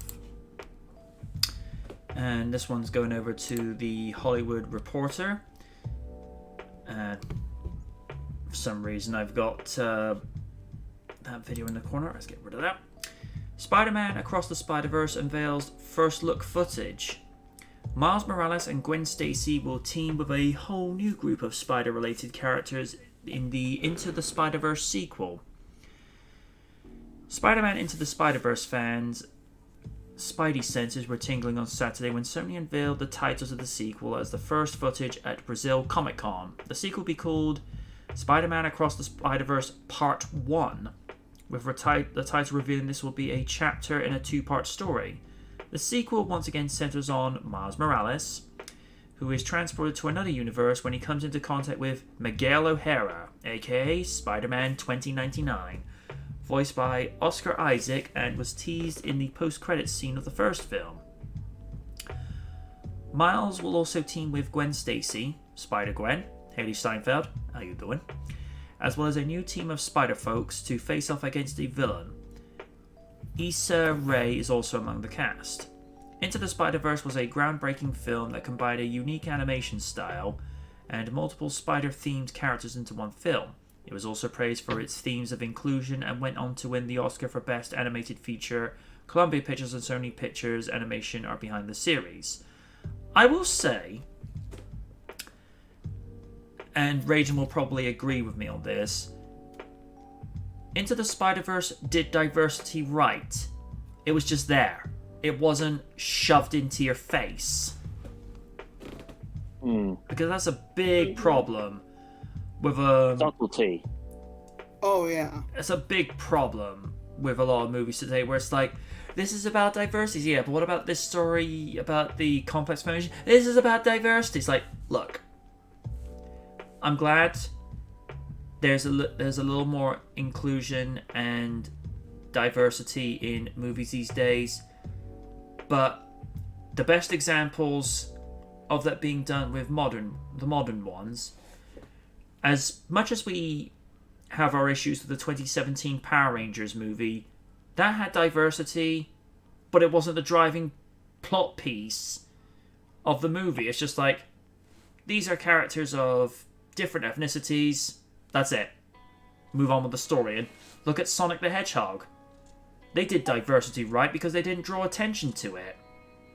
You have Tom and Maddie as a interracial couple. Was it brought up? Nope. It's just like, she's my wife, she's hot. And then with her, it's like, that's my husband, I love him, that's it. Move on with the story. And technically, probably like the most diverse family setting, you have a anthropomorphic alien hedgehog from a different world as their surrogate teenage son. So how much more diverse do you want it? I still think to this day, it's just so adorable when he goes into the attic and he finds he's been given a room. The way his eyes light up and he's just bouncing off all the walls and just sees that everything that was in his cave he now has in his room. And the bed that he lands on, that's actually the bed that he had in the Archie's comic book. Aww. And Tom's dog, that's a nod to Mutsky, because Sonic actually had a pet dog in the comic and the pilot episode of Sat AM. Some people look and think, don't you think it's a bit odd that a talking hedgehog has a dog for a pet? It's like, I think you're reading too deeply into this. Joaquin Dos Santos, Kemp Powers, Justin K. Thompson. I really hope those are 4 different people, and not just one, because that's one really long name. Direct the sequel. Seriously, 4 different directors. Oof. Too many cooks. Yeah. From a screenplay by Phil Lord, Christopher Miller, and David Callahan. Lord and Miller produced along with Avi Arad, of course, Amy Pascal, oh goody, and Christina Steinberg. In addition to Across the Spider-Verse, Sony unveiled a new scene from Morbius, the movie starring Jared Leto. I saw that transformation. That was frickin' boss. And it kind of gives me hope for Morbius now, because Jared Leto, he's a savage. But then again, when you're transformed into a vampire, and I know it's going to be really controversial, but I think it's in the story. Because, now to be fair, this trailer was probably put together maybe a month or 2 before the pandemic outbreak in early 2020. He gains this ability by visiting bats in a cave in a foreign country, and I'm sort of afterwards like tugging on my shirt collar, Simpson stuff, like nope, that's too on the nose. That's like, okay, no. I was like, that's too on the nose, people. It's just like, no. Batman, no, can we not? It looks interesting what they're going to do with Across the Spider-Verse, because apparently at some point in the movie they go into the universe of the 90s Spider-Man animated series. Folks, if you're going into that universe, you had better get Christopher Daniel Barnes to come back, because you cannot represent that series without him. Obviously, if you have the JJ from that universe, you're going to have to find a decent sound-alike to Edward Asner, because unfortunately he's no longer with us. But in a lot of people's minds, he's the, in terms of animation, before there was JK, there was Edward Asner as JJ, and he frickin' owned it. In the same way, before Vincent D'Onofrio, There was the voice actor who voiced Kingpin in that series, and he is the most quintessential voice of the Kingpin because there was an eloquence to him. I just love this exchange between him and Rhino. Looks like a rock to me. Please do not confuse this with that. My brother and I, we like to sort of amuse ourselves with one scene where, we'll quote the lines from the Venom saga, where he'll voice a character goes like, "I'm sorry, Kingpin, but there's no way that you could scratch your ass. Nothing is inaccessible to me. I have another job for you." Oh, for the love of gosh, no! And nice. When he visited New York in 2009, he looked at the Chrysler building and just went, "Smythe?" And Emma's just looking at her, it's like, "You're such a nerd."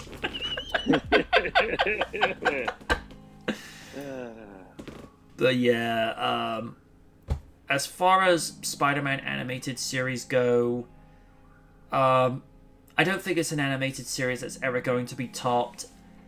Spectacular Spider-Man came close. But cancelled too soon. I think if that series had been given more seasons, it would have stood a chance. Because I noticed between Christopher Daniel Barnes and Josh Keaton, there's a very similar sense of humor and delivery. Mm-hmm. The only major differences, aside from, separated by 15 years, because Spidey animated came about in 1994 and Spectacular Spider-Man came out 2009. The major differences is Spidey in Spectacular doesn't look like a muscle-bound figure, because if you look at most Marvel animated series in the 90s, the characters' pecs had pecs, because Spidey looked like he'd been hitting the gym well before he got bitten, whereas in the 2009 series it takes the Sam Raimi approach. He's still got his small frame, but it's just very refined muscles. And that's another thing. If they better have Josh Keaton in one of these movies, because if you can't get Christopher, you've got to get Josh, because he loves Spider-Man. Yeah. Mm-hmm. I mean, Also, I gotta say, what people don't see that much is like how he portrayed Peter Parker when he was affected by the symbiote. His voice was calm, but he will beat the shit out of you. Oh yeah, I like that. I like that one. yeah. While in the 90s one, Christopher Daniel was going and saying, "Get back here, doctor! I will chase you to the ends of the earth." Yeah.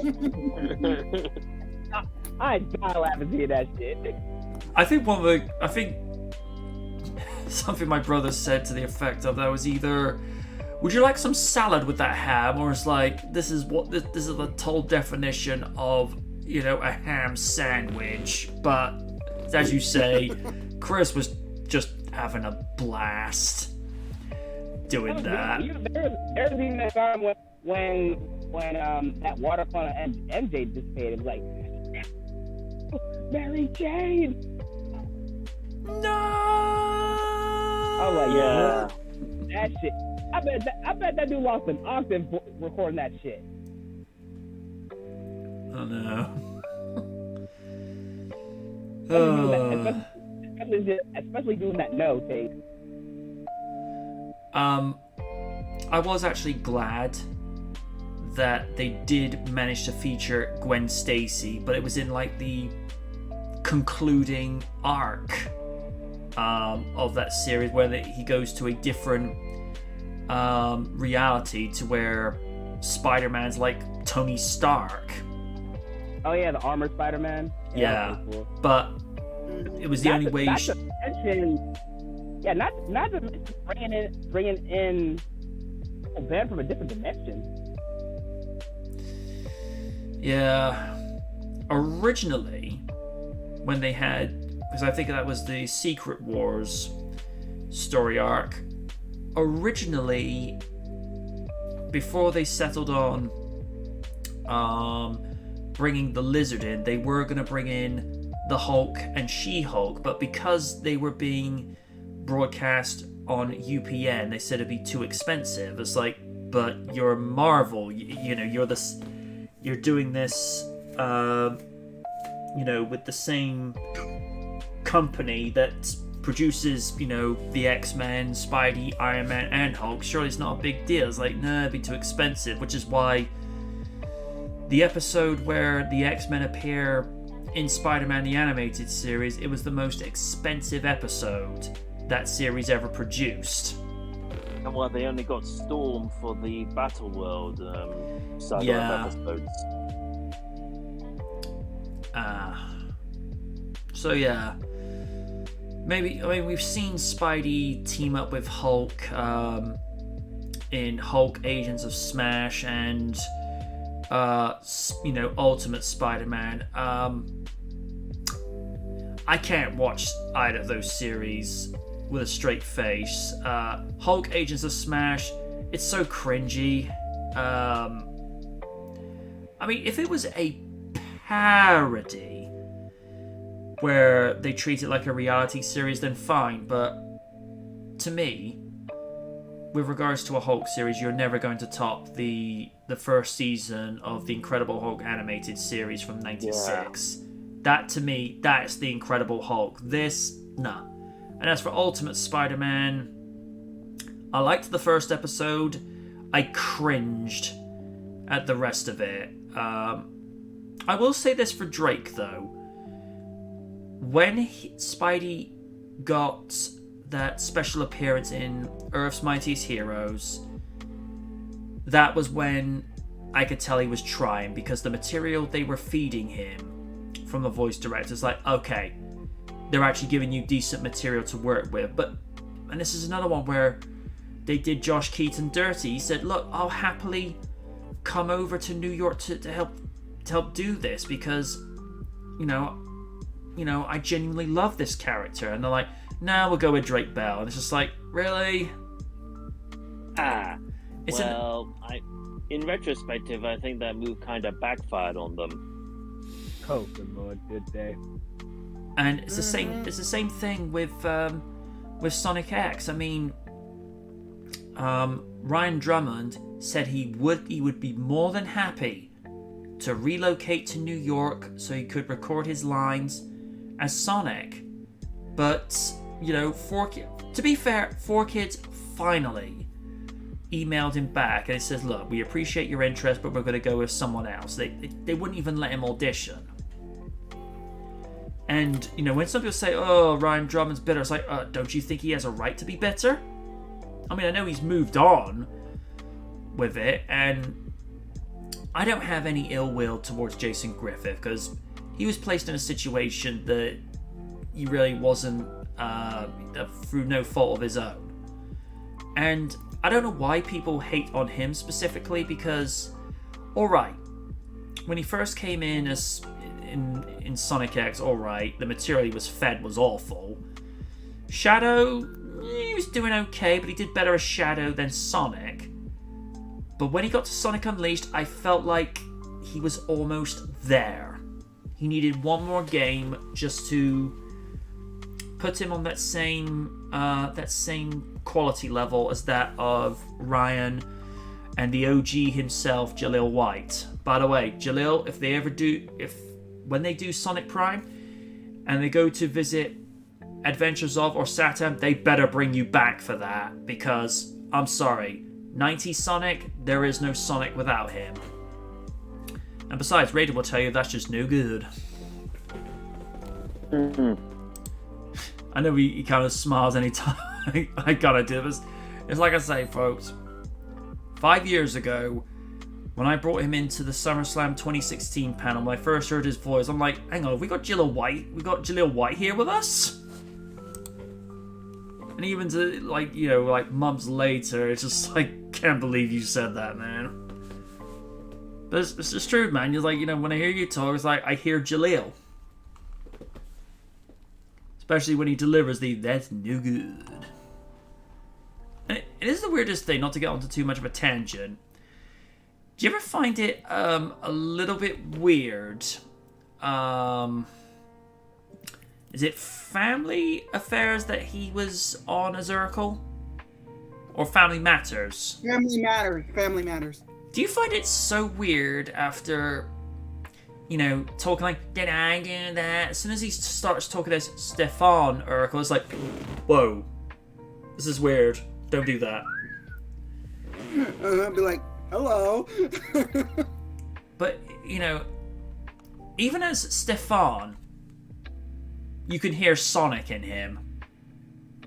And I think he tries to embrace his time. I think for me with Jaleel White and Sonic, it's more of, I think it's more natural.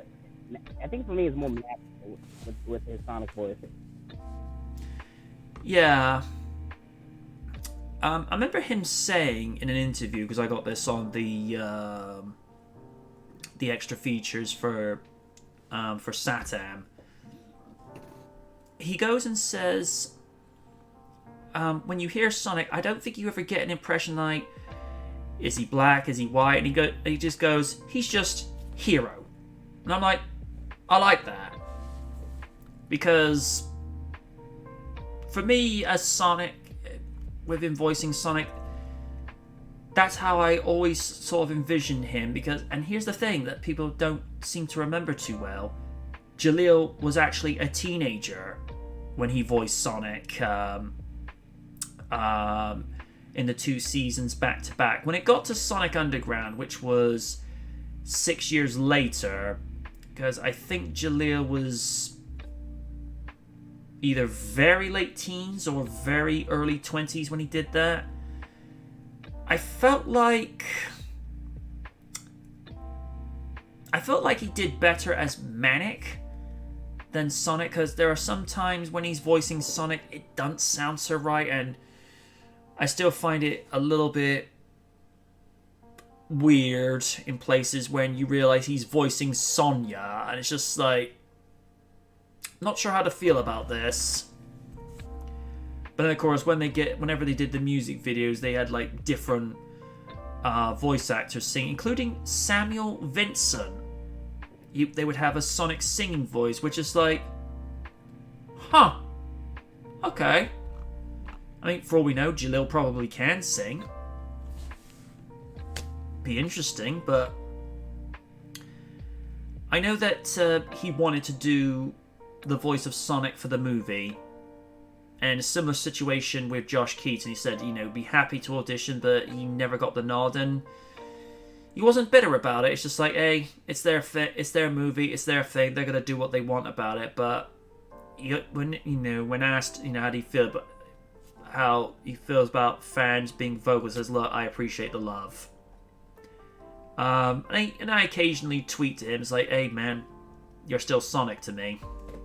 I think he appreciates that, because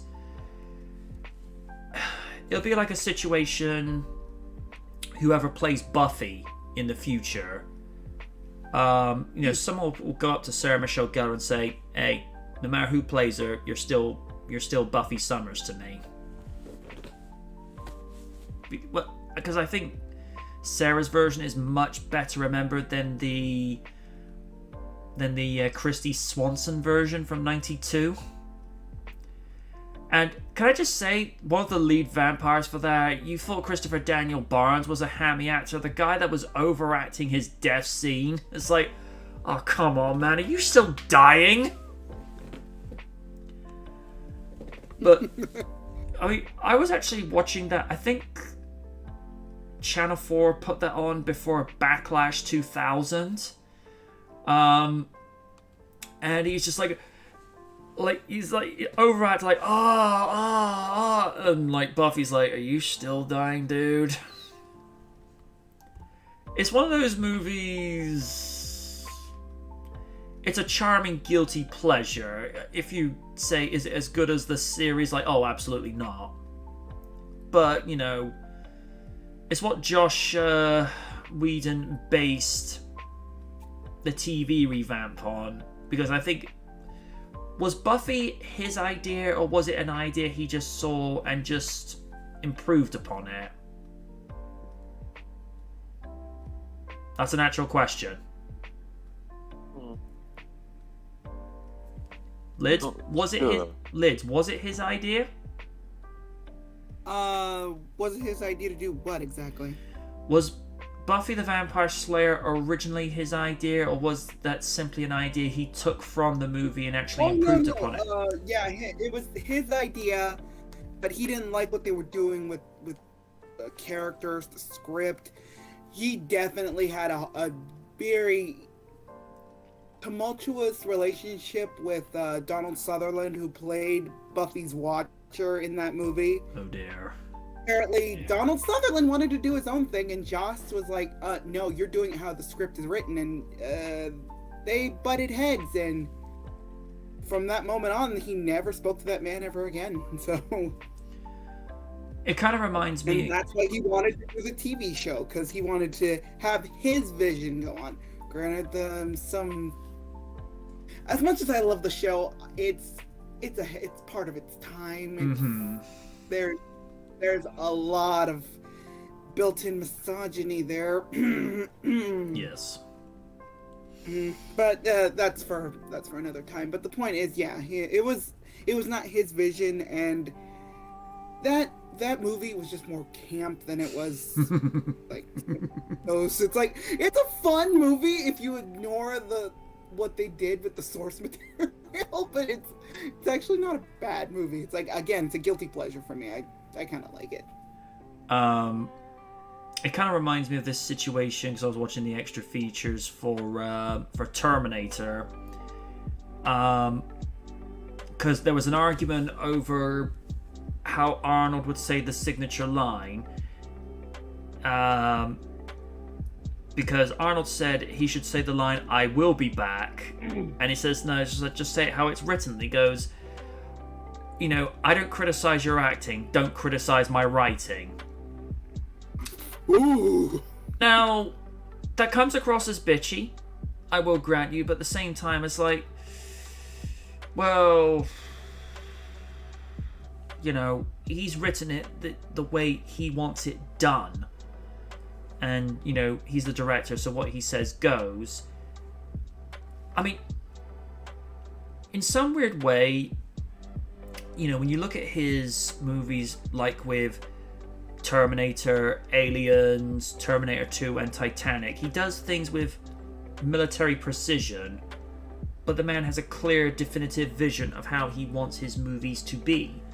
But sometimes you get a Bill Murray situation where he'll improvise a line on set, and it's like, leave that in. Leave that in. So, yeah. Off on a long tangent long enough. It sounds promising what they're doing with Across the Spider-Verse. We'll just have to wait and see till we see something a bit more definitive, because I'm guessing this is coming out sometime next year. I think the date was roughly confirmed of October 7th. Okay, so it's not going to clash with Sonic 2 next April, which, according to some Facebook fan pages, we're supposed to be getting a teaser trailer soon. What do you want, for Sonic? Yeah. Ooh. Yo, gimme. Can't wait. Because we haven't heard anything other than the movie title reveal, with, Sonic the Hedgehog 2 and just 2 Tails on that. So I think Paramount are being smart because they're doing what Universal don't do.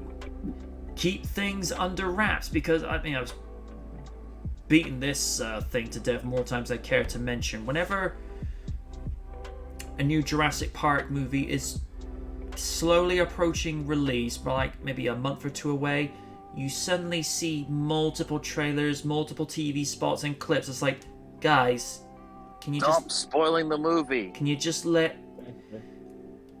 show one clip, one teaser, one full-length trailer? That's it. Because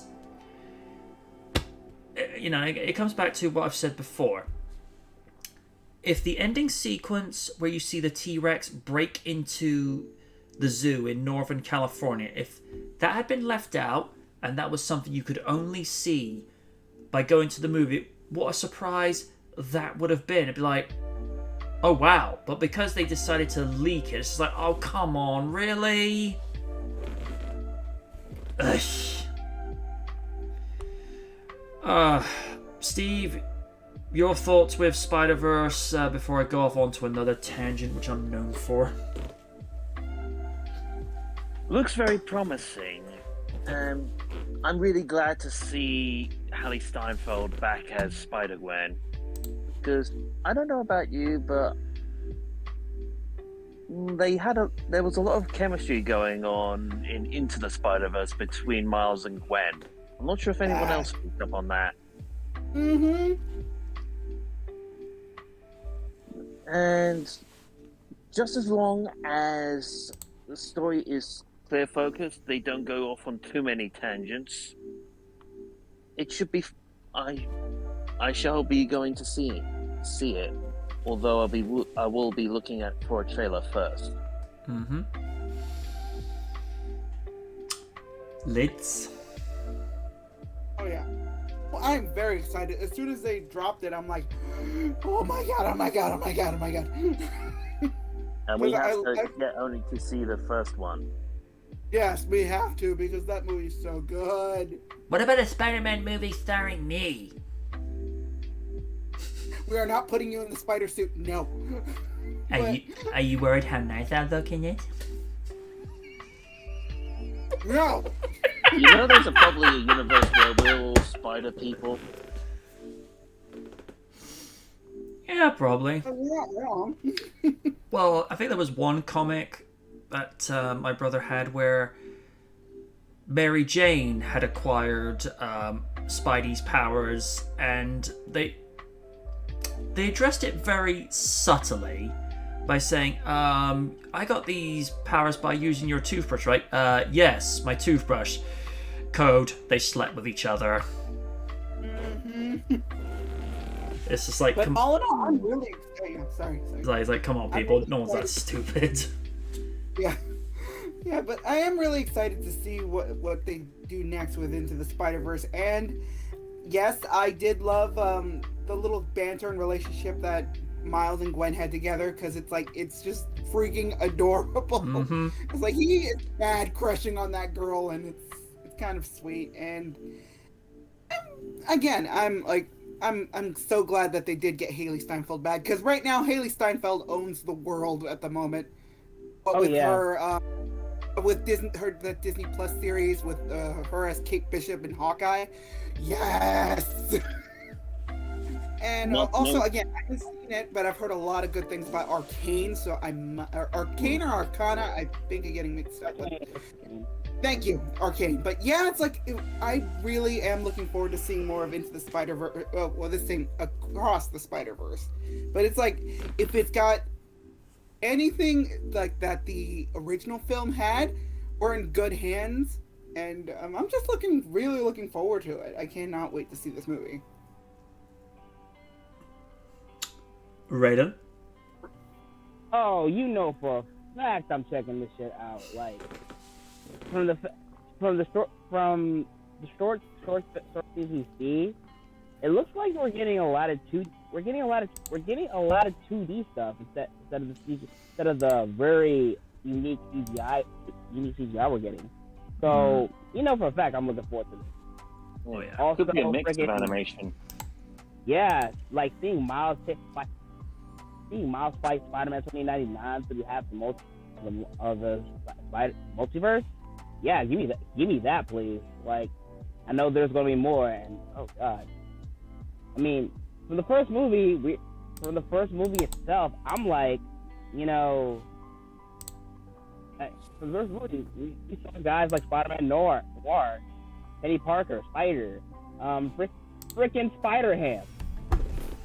That when I first saw that, I was like, oh my god, that had me laughing because I knew Spider-Ham existed, but putting him on screen is great. Yeah. Well, just one line that I remember from the movie. Ugh, what a pig! I'm right here. Wow, what a ham. I do like the scene where he's going back to his universe. He's like, that's all, folks. Peter's all like, is that?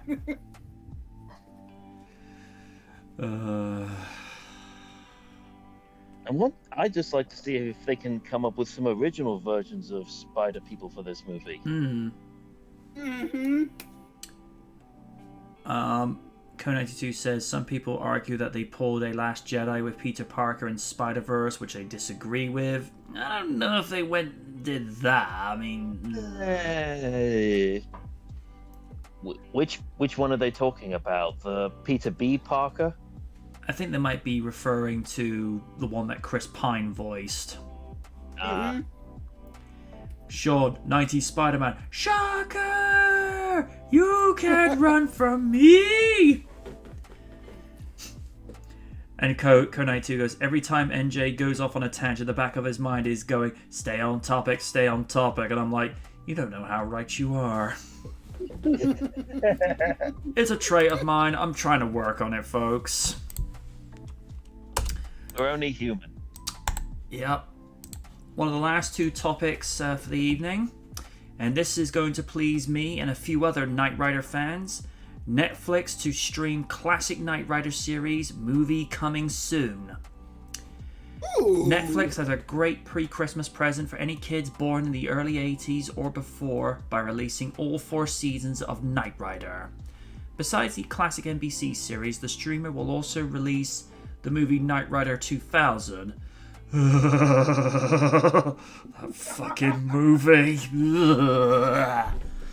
Also starring David Hasselhoff. Read to find out more about the release of the classic TV show. Also starring the super advanced talking car, Kit. Knight Rider drops on Netflix this December. Anyone born in the early 80s will remember this classic NBC show that aired between 1982 and 86. The news comes from Netflix's December 2021 release, offering a plethora of great binging for the upcoming holidays. Right, I know what I'm doing with a couple of my evenings when I'm on my nights off. The show starred David Hasselhoff as Michael Knight, a high-tech modern crime fighter. Knight fought crime alongside his advanced, artificially intelligent, self-aware, and almost indestructible car, Kit. Meanwhile, the car that played the role was a black Pontiac Firebird Trans Am with added features. In the trailer, the series is described as Knight Rider, a shadowy flight into the dangerous world of a man who does not exist. Glenn Larson initially created the TV series at NBC Universal. He then went on to work with 20th Century Fox Television after the conclusion of the show. He is also known for a number of great series, including Battlestar Galactica, The Hardy Boys, not to be confused with Matt and Jeff, and Quincy. Currently, Knight Rider is available in full on the NBC app and Stars, but will now be available for Netflix subscribers. Meanwhile, the series is unlikely to be dropped by those services in favor of a Netflix exclusive. How long will the series be on the streamer? Currently, it is unclear how long Knight Rider will be available on Netflix. Meanwhile, many shows have been licensed to the streamer for shorter periods in recent years. This is due to the fact that the subscribers want to gain more control over their properties. The best guess is that the streamer will have the series for a year or two, but it could be shorter time. Besides the full 4 seasons of the sci-fi action series, the movie Knight Rider 2000 will also air on December 1, 2021. Originally, it was thought that the movie would drop on Netflix US on November 3. Possible reboot of Knight Rider. Hasselhoff reconfirmed rumours of a reboot of Knight Rider over the summer. The fact that Netflix is releasing the classic NBC series could be a part of a drumming up interest for just such a reboot. What's on Netflix reported the possibility of a new movie back in August 2020, in that Spyglass Media and James Wan would be producing, while TJ Fixman would pen the script. This has actually been confirmed to be false. You want to know that? Just ask Nick Nugent. If the rumours are true, the latest December release could signal the release of a new Knight Rider movie coming exclusively to Netflix. In the meanwhile, fans of the classic show can start streaming Knight Rider and the accompanying movie from December 1 to 2021. No doubt, binging the show will attract many more fans of the genre to the popular series. Are you excited that Knight Rider will be available for streaming on Netflix in December? Do I need to answer that? Let us know by commenting below. Well, all I'll say is, glad to see Knight Rider has been brought back to Netflix, because I know for some people it's not their cup of tea, and I accept that. But for me, it's the embodiment of heart, humor, and action. Something that is vastly lacking in a lot of TV shows before I stopped watching TV completely. Before and after Thunderbirds Are Go. I mean, Thunderbirds was the only reason I came back to TV, and I was like, oh, Thunderbirds season 3 is it. Bye, TV. It's like, I'm not coming back to you. It's like, oh.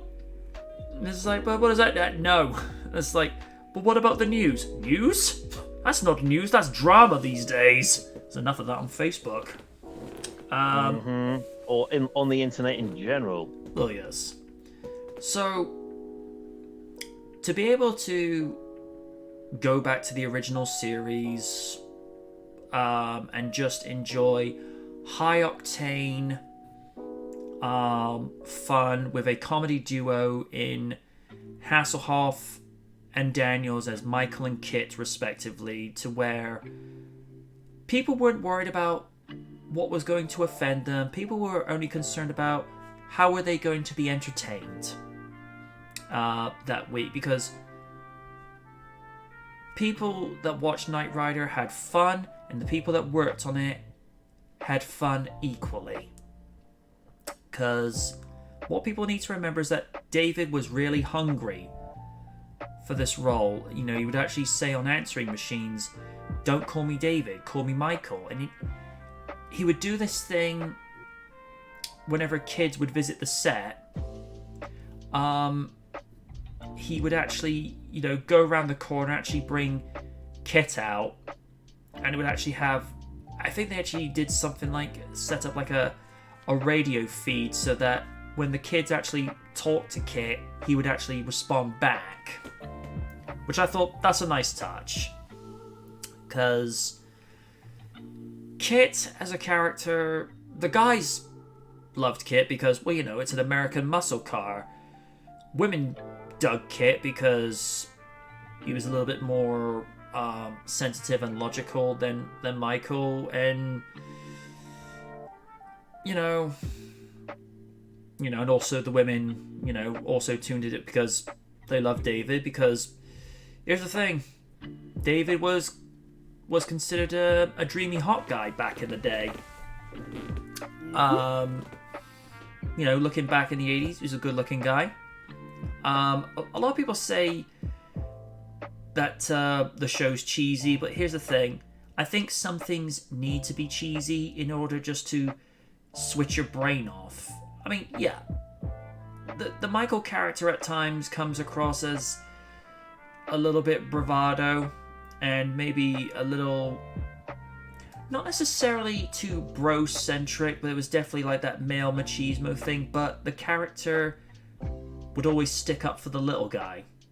And I think that's the most important thing to take away from it. And, you know, when I rediscovered the show in 2005 by pure accident, I'm like, okay, I found something I could connect with. I found something that feels natural, genuine, and authentic for me. And it's also where, you know, I got bitten by the car bug. I was like, I'd go and listen to, like, well, what car is Kit? It's like, Kit's a Trans Am. It's like, oh, okay. And, you know, you learn about other muscle cars. You learn about the Dodge Charger. You learn about the Ford Mustang, arguably the greatest American muscle car that's ever been produced. And the fact that, you know, Knight Rider would teach the right lessons, but it never felt intrusive. It always felt like, here is the advice on the table. What you do with that is up to you. And I think that's a great way to get through to people. And, you know, I've always, you know, lived by the theme when I got into the show is that, you know, one man can make a difference. You can make a difference in your own life, and you can make a difference in someone else's life. And I like to think I do that every week. You know, we try to make a difference and entertain people. I like to think I made a difference, particularly during what I consider the most cinematic season that Real Features had with season 14, that began with the Hulk and ending with Back to the Future Part 3. I went into that season thinking, okay, the pandemic's a thing, it's omnipresent, and you know, you're not able to go to the theaters, so forget that. So what can you do that's going to be entertaining, but you're able to, you know, get people to forget their troubles for 20 to 30 minutes? And I thought, okay, you know, do what you've been doing for a while. After, you know, what you did for Jurassic Park, just really step your game up, you know, really make things a little bit more cinematic. So I think it was either the Power Rangers 25th anniversary or doing the 15th anniversary for Batman Begins. That my mindset was, we're going to help, you know, take your mind off things for a while. We're going to let this, you know, be enjoyable for you. And, you know, that was my mindset. It's just like, okay, you know, whilst I was writing and doing the filming and editing, it's like, you know, for that amount of time whilst I was working on it, it's like, pandemic does not exist. Put it out of your mind. Just, you know, if you're listening to 80s music whilst you're working on Power Rangers, just think of how things were in the 80s and 90s. Just make things a little bit more laid back and relaxed. Same thing with Batman. Just think about what was going on in 2005. And, you know, when those reviews got put up, it's like, okay, people, think of the pandemic as this magazine. You take it off your desk, you put it down to one side. The reviews sat in front of you on the screen. This is going to help you relax for half an hour, just to sort of relax. And I like to think I did my bit. Did it change the whole world? No. It just allowed you just to switch your brain off, and particularly in the bits with, because I was watching the commentary for Roger Rabbit early this morning, as I just needed a laugh. You couldn't hear the dialogue I was saying in a voiceover that was going around Eddie Valiant's table, because Lids, Raiden, Win, and Kaiju were still laughing in hysterics that Filthy Frank had come onto the set just going, "It's time to stop! That's it! No more!" And I don't know who was laughing louder. It was either Raiden or Win, because none of you were expecting that joke. Because Eva, you know, was saying something to the effect of, well, I guess you could say it was out of tune, and Liz was going, boo! Kai just like, how dare you? And Liz just holds her sign up saying, please stop. I live for moments like that. If I get you guys laughing to the point where you're like, stop, this is going to hurt. Or whenever Raiden has seen like some of the reaction and reviews, whereas my brother going off on the Brock Lesnar jokes and what have you, you could tell when he's genuinely laughing, like, stop it, man, stop it, this is hurting. So yeah, I don't know if I'll ever finish off the 3rd season of Night Watch, because that came at a point where I got departnered from YouTube through no fault of my own. 2 simple words: Logan Paul. That is all. Yeah, made it difficult for the rest of us. Thanks a lot, dude. And the only other reason I kind of lost interest in that season was the next episode to review was Mouth of the Snake, which was a backdoor pilot to the very short-lived series Code of Vengeance, and It sounds like a bad video game title. It does. the series was not that much better from what I heard. It featured much more heavily on the David Dalton character than it did of Michael and Kit, because David asked for some time off because he was getting married to his fiancée at the time, Catherine Hickerland, who I've met in real life, and she is just a classy lady from start to finish. And when me and Rated 18 Ryder were watching like little bits of the only season of Knight Rider SG, he goes, "What are you boys doing there watching?" It's like, nothing doing, miss. Just having a blast.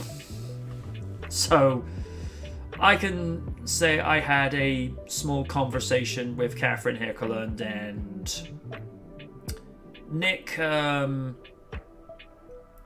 is particularly on good terms with her, and you know, she's just a doll, you know, just adorable. She actually, I think, makes like a side. I don't know if it's a side living or a full living. She works as a magician in Las Vegas, and she actually has her own season 3 replica of Kit. There's some stuff about that to go into, but I'll do that off air because I was told some stuff on the low by Nick, and I'm not going to get into it here because IRL, got it. We'll leave it at that. But yeah, I'm super stoked that the series is coming back to Netflix, because Knight Rider is one of those very few shows from the 80s where you can watch it with a straight face. I mean, yeah, you still laugh at certain moments where, you know, it's intended as comedy, and there are some certain moments where you think, ooh, that could have been edited out, because there's one moment from season 3 which was just a reworked version. It might have been a reworked version of a season 1 story, I'm not sure. Kit is supposed to be driving by himself, yet you see a button push turbo boost, and I'm like, Kit's supposed to be driving by himself, so why is that? Today that wouldn't be an issue, because you just find stock footage and just go, right, just put that in, done and done. But yeah, that was like an odd moment, and there were some moments where you could clearly see where it was the stunt driver from the back that was just covered over, whereas now they can't actually produce cars that are driven by remote control. Or they would just CG it now. But, you know, if you have a car that can be driven by remote control to where, you know, you don't have to have the guy in the back seat, then it works just fine. But it's a show that I can go back to where it takes me out of reality, where I could just have fun. It's escapism, and it's a feel-good show. And to me, it features arguably the greatest TV car of all time. That is also your best road buddy. I mean, who wouldn't want a car that can drive, talk back to you, but has equally a charming and magnetic personality as well, even though there are times where Kit will get snippy and snarky, and you're just like, Kit, don't go there. Because Kit would say some things where you would sort of raise an eyebrow to, but the one that, and I occasionally go back to watch the SG pilot, where, to set the scene, it's already established that Mike and Sarah had split up. Kit goes and says, Sarah says that you were selfish and immature. That is why you separated. It's like, did she say that? And then I cannot believe he responds with this. Do you have another girlfriend? Are you a homosexual? And he goes, oh, I can't believe... Oh, come on, really? Did you just ask me that? Today? That would not happen. Because it's just one of those... Even then, I was just like... Did Kit just ask that? Where, I mean, even in the 80s, they wouldn't ask that question, even though they had touched upon homophobia in a Miami Vice episode, which, you ever get time to watching it? You look at Sonny Crockett, how he deals with the regret for not defending a friend that was a homosexual. You actually get his remorse and his grief for not sticking up for his friend. And it's very well handled, even by 80s standards. And apparently, according to Don Johnson, they actually are trying to bring Miami Vice back. How Sonny Crockett's going to fit into a 2020s world, I don't know. Because I think if Don Johnson's not in his 70s, he's got to be getting close to his 70s.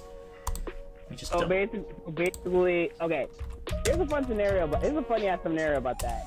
In an episode of American Dad, they go to a Disneyland type setting, and you know the family is discombobulated, and then you have the Walt Disney parody character coming out of bio sleep, and he sees everything that's going on. He's watching Ghostbusters, so he's trying to make it in this image. That's where I see with that situation. Yeah. Yeah, I could see it going like that. And I know that from what I've been told that they are actually trying to bring Knight Rider back as a Netflix series as well. Because what it would be, it would still have the humor and the camaraderie from the original series, but it would be more like a detective series. So Kit is still going to be an artificially intelligent talking car like we've always known him as, but there would be a little bit more of an emphasis on the cop drama, and it would be a little bit like Miami Vice, and by context, the TV series, not that crappy 2006 movie that doesn't deserve to exist. Seriously, if you've ever seen... Wait, there was a 2006 movie? Yeah, that was the one with Colin Farrell and Jamie Foxx. Oh, yeah! I forgot about that shit. I'm still trying to forget it. Because the only one who did his job in that movie was Jamie Foxx as Ricardo Tubbs, because Michael Thomas, who played him in the TV series, he did very little speaking, but when he did, it meant something, and Fox does it in spades, but Colin Farrell as Sonny Crockett, no sir, you are not. Because they tried to take away all the charm that the TV series had, and it's like, oh, let's make this a dark and gritty cop drama. It's like, well, don't call it Miami Vice then, because Miami Vice had that cheese factor and that 80s appeal to it. When you make it dark and gritty, it's like, well, it's just another generic cop movie. So if they bring Knight Rider back the way that they're proposing with Netflix, and apparently it's going to be the original car, they're not going to use like a modern variant, it's still going to be an 82 Trans Am, and hopefully they'll still have William Daniels as Kit, because to me, unless you get a very, very good sound-alike, because Daniels is getting up there, because last I checked, he was 94. God damn! Yeah, Oh! he's still with us, still going strong. But what people need to remember is, even with voice acting, that's a lot to ask of somebody who's that age. I mean, just look at Alan Young when he reprised his role as Scrooge McDuck for the remastering of DuckTales on Xbox Live and the PlayStation Network. That even after all these years, Yeah. that voice still stays pristine. Yep. Because keep in mind, Alan Young was 91 when he came in to do his voice as Scrooge. Came in and did it like a pro. Damn. And he sounded great. Yep. And it's the same thing with David Gray. I mean, he was in his very late 80s, early 90s when he came back to voice Parker, and he never sounded better. Mm-hmm. So, if Daniels is able to come back and be Kit, great. If not, just get a good sound-alike. But for me, the best seasons of Knight Rider is probably 2 and 3, because that's where I felt like 2 was its very strongest.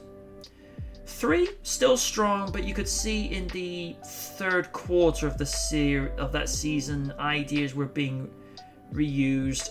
Rated 18 Rider, I know you got love for season 4, but season 4 for me was the bane of my existence, because there were a lot of things being done that I just didn't agree with. Where season 1, you could tell they were still figuring things out, of how to take the series in a direction, and there are some exchanges that don't necessarily feel fluid at first, and you get to season 2 and it's the dialogue and the chemistry is all there with the actors. Rebecca Holden was brought in as April Curtis without any explanation, because apparently Patricia McPherson got fired from season 2 because she wanted there to set up a romantic angle between Michael and Bonnie. The producers didn't want that, so it says, okay, you're fired. So Rebecca's brought in as April Curtis, and I've met Rebecca, classy lady. And Glenn Larson was right to call her the Southern Belle. She's just an angel. But when it came to season 3, although Knight Rider fans loved Rebecca, they wanted Patricia back. Because Patricia had this very... When I say aggressive, I don't mean like, violent and what have you. She would put her foot down with Michael. In the first season, they would butt heads, whereas in season 3, it's kind of like a brother and sister thing. That sort of mentality. Like, there was respect there, but they would always give each other. Similar thing between Michael and Devon. Season 1, they're always getting at each other, whereas season 2, they play it like a surrogate father and son. And that was a thing of beauty. I felt like in season 2, Michael and Kit had really become best friends because they were there for each other, whereas season 1 they were constantly bickering with each other. So I was glad to sort of see that evolution come to pass. I will be checking Netflix later, just to make sure that it has appeared in my subscription news. And it's like, hey, you can watch Knight Rider 2000. Yeah, I don't think I will. It's like, no, I've lived through that once before. The first time wasn't fun. Because for starters, Kit is taken out of the Trans Am shell and he's put first into a 1965 Chevrolet Bel Air, and then he's stuffed into a 91 Dodge Stealth disguised as an 83 Pontiac Banshee. It's like, no, then that's not Knight Rider. Oh, and they say, oh, you missed Turbo Boost? We'll give you virtual reality mode. What?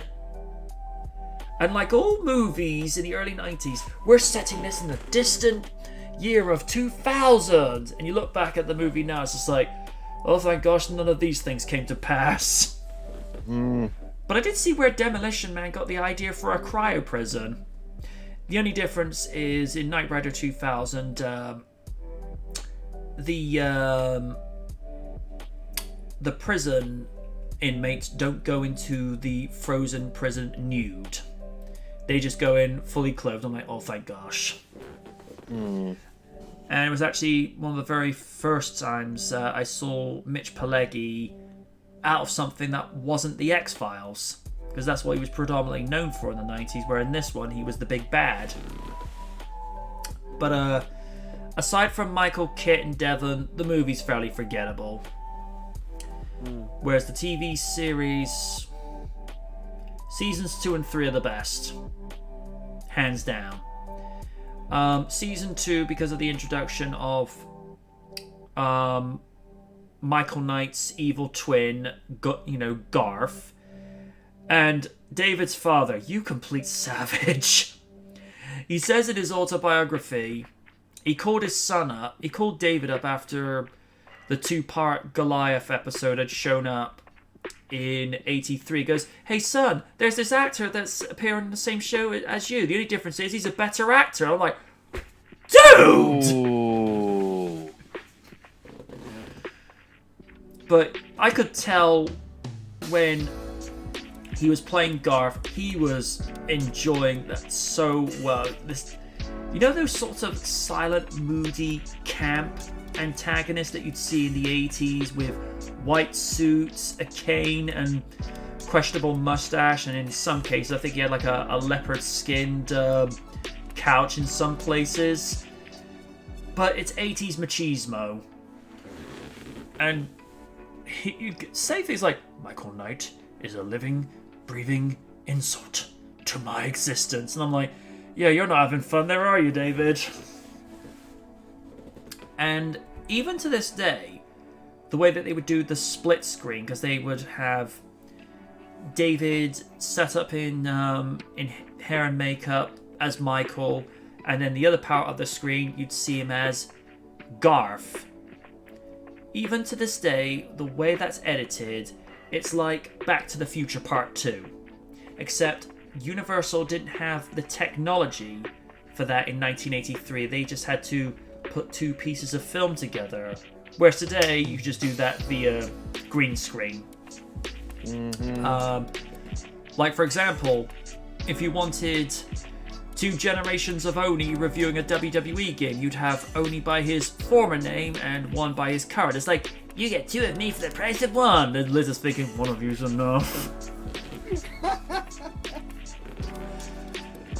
But yeah, if it's on Netflix, go watch it. Binge watch the whole thing. Just set the shields up to cringe alert when you get to Voodoo Night. That's all I'm gonna say. Let's put it this way. In Liz's case, think of the very worst bottom tier quality episode of Buffy the Vampire Slayer, and there's Voodoo Night. Oh, I think I know which one you're talking about. That's Beer Bad. Yeah. Started on Beer Bad. No. Yeah. Alright.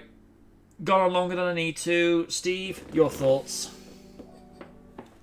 Yeah, it's good to see Knight Rider back on Netflix, so might check it out at some point. Highly recommend it. And to our own other resident knight, Sir Raiden. Hey, great. That's great. It's great to hear. I mean, personally, okay.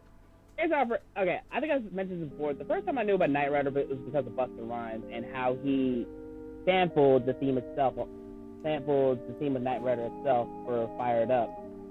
So I'm curious. So checked it out. Oh, cool.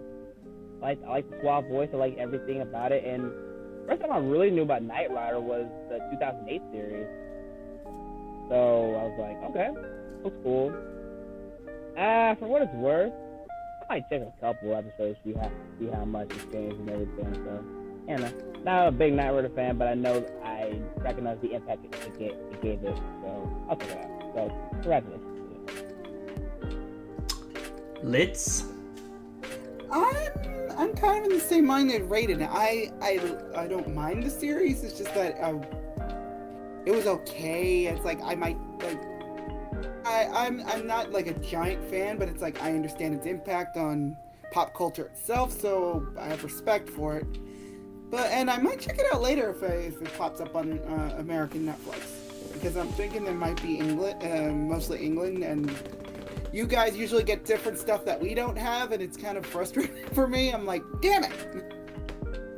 But again, it's if I see it on my subscription, I will take a look. Yeah, because for whatever reason, when Revenge of the Fallen was put out in 2009, the UK got it a week before the US. Why it did that, I don't know.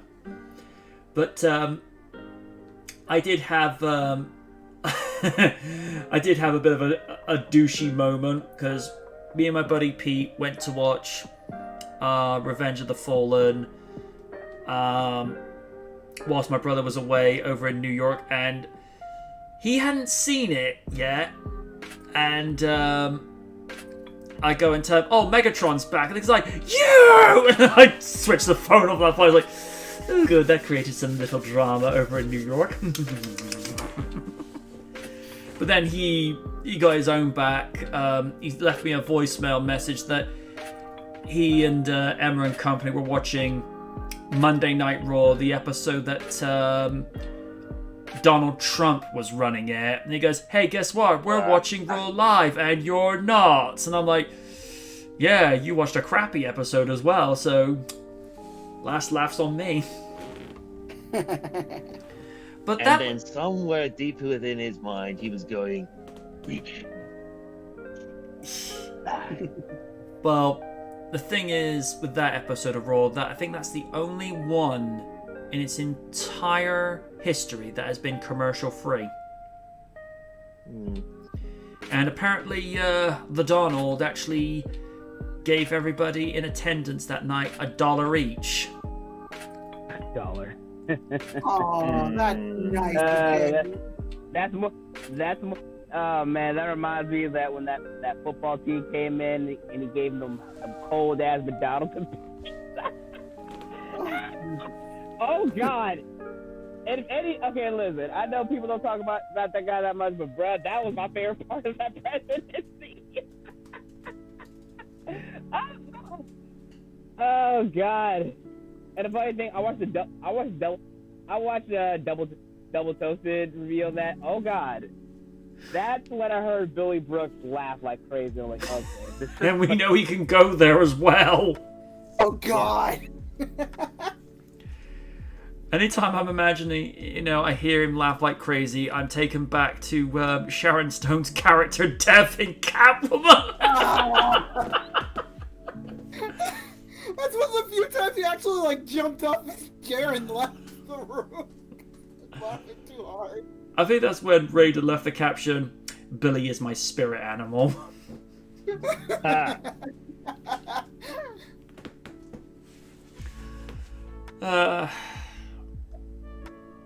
Yeah. I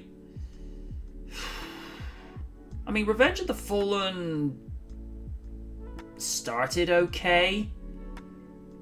And then it went on full on Michael Bay. It's like, ugh. Though there is one thing I liked about Never it. go full Michael Bay. There is one thing I liked about it. Mm-hmm. Tony Todd as the Fallen. Yes. You have much to learn, my disciple. It's just like that delivery. And I think, I might be wrong about this, I think Leonard Nimoy was trying to audition for that, but then he ended up voicing Sentinel Prime. Yeah. Oh, I remember his death in that one. That's why I had to betray you, Optimus. No, You didn't betray me. You betrayed yourself. Betrayed yourself. I love that No, one. Optimus! Oh God! Listen. What is? Yeah, Michael Bay is a tough thing to tough pill to get through, but the way he wrote Optimus was just a pure badass. Oh yeah. Mm-hmm. I do like the delivery of, he's just taken down, Sentinel's just been taken down, Prime's lost an arm, it's just you and me, let's see what you're capable of, and all Prime says is, let's find out. And then the face guard just goes on, it's like, oh boy, shit just got real. I mean, shit already got real, especially in the first movie when he freaking decapitated Bone Crusher. Yep. Yeah. And of course, Nimoy actually got his most signature line out as Sentinel Prime. The needs of the many outweigh the needs of the few. Mm. But, I know some people, are a little bit iffy on Dark of the Moon, but for me, that was a huge improvement over Revenge of the Fallen. Mm-hmm. I agree. And then they improved it again with Age of Extinction. I still say that movie was much better than the other. Well, Dark of the Moon was better story-wise. Age of Extinction, I feel like it improved everything that I wanted. Mm. Yeah, we just want to talk about Last Night. No. That movie can go movie can go die in a dumpster fire as far as I'm concerned. Of course. Yeah, like I said, the human characters in Age of Extinction was much better. Especially the main character, Cade Yeager, played by Mark Wahlberg. Yes. He was the most easy to get with. Like, he's a dad, of course, gotta look after his baby girl. Always being a snarky dick to his boyfriend. What? No!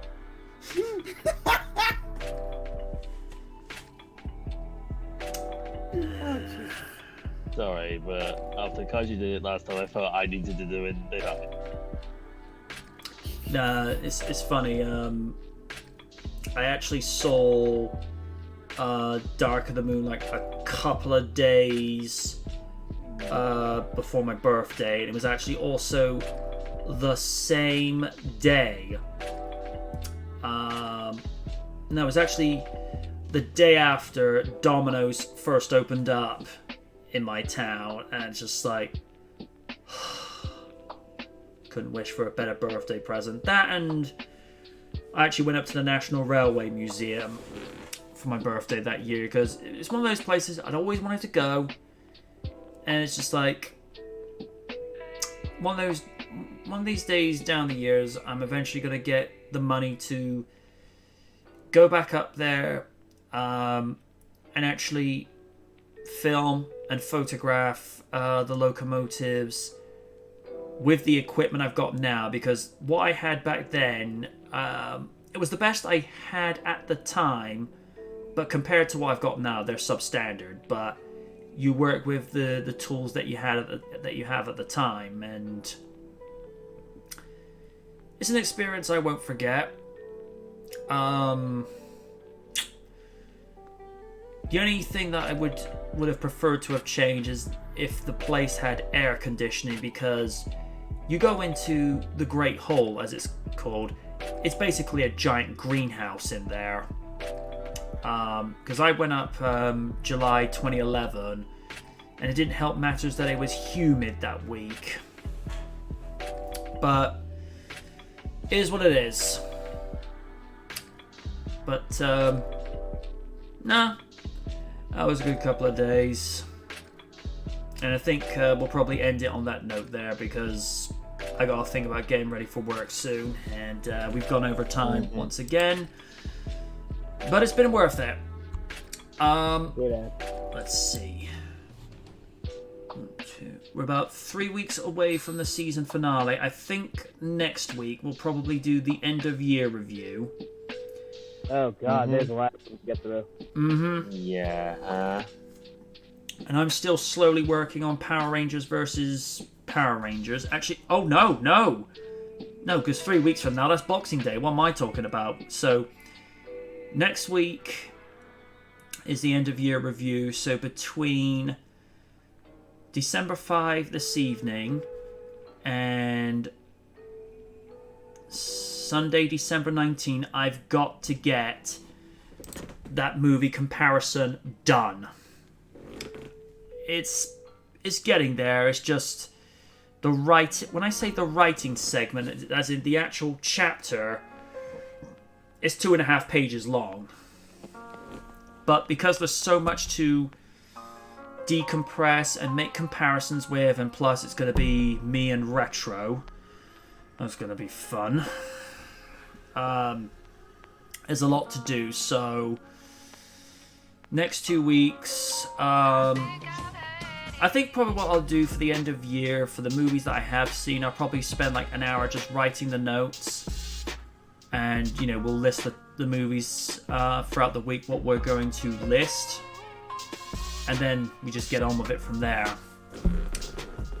But until next week, folks, for end of year review, which will sadly be at 6 p.m. like this week, because work commitments. I've been the Knight, saying good night from the night. Night, everybody. Take care.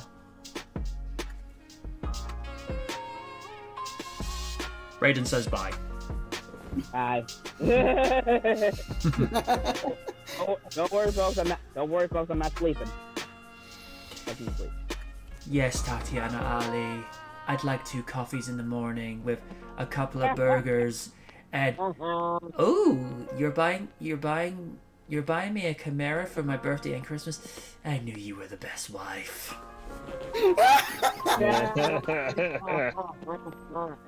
Oh dear God. And there's Liz's drink. What's that, honey? You're going to do the chores and you're going to pamper me like a queen? Good, Oni. I'll let you go on Twitch for an hour or 2 this evening. Somewhere he's all like, damn it, MJ. And then you're also thinking, don't give me that kind of power.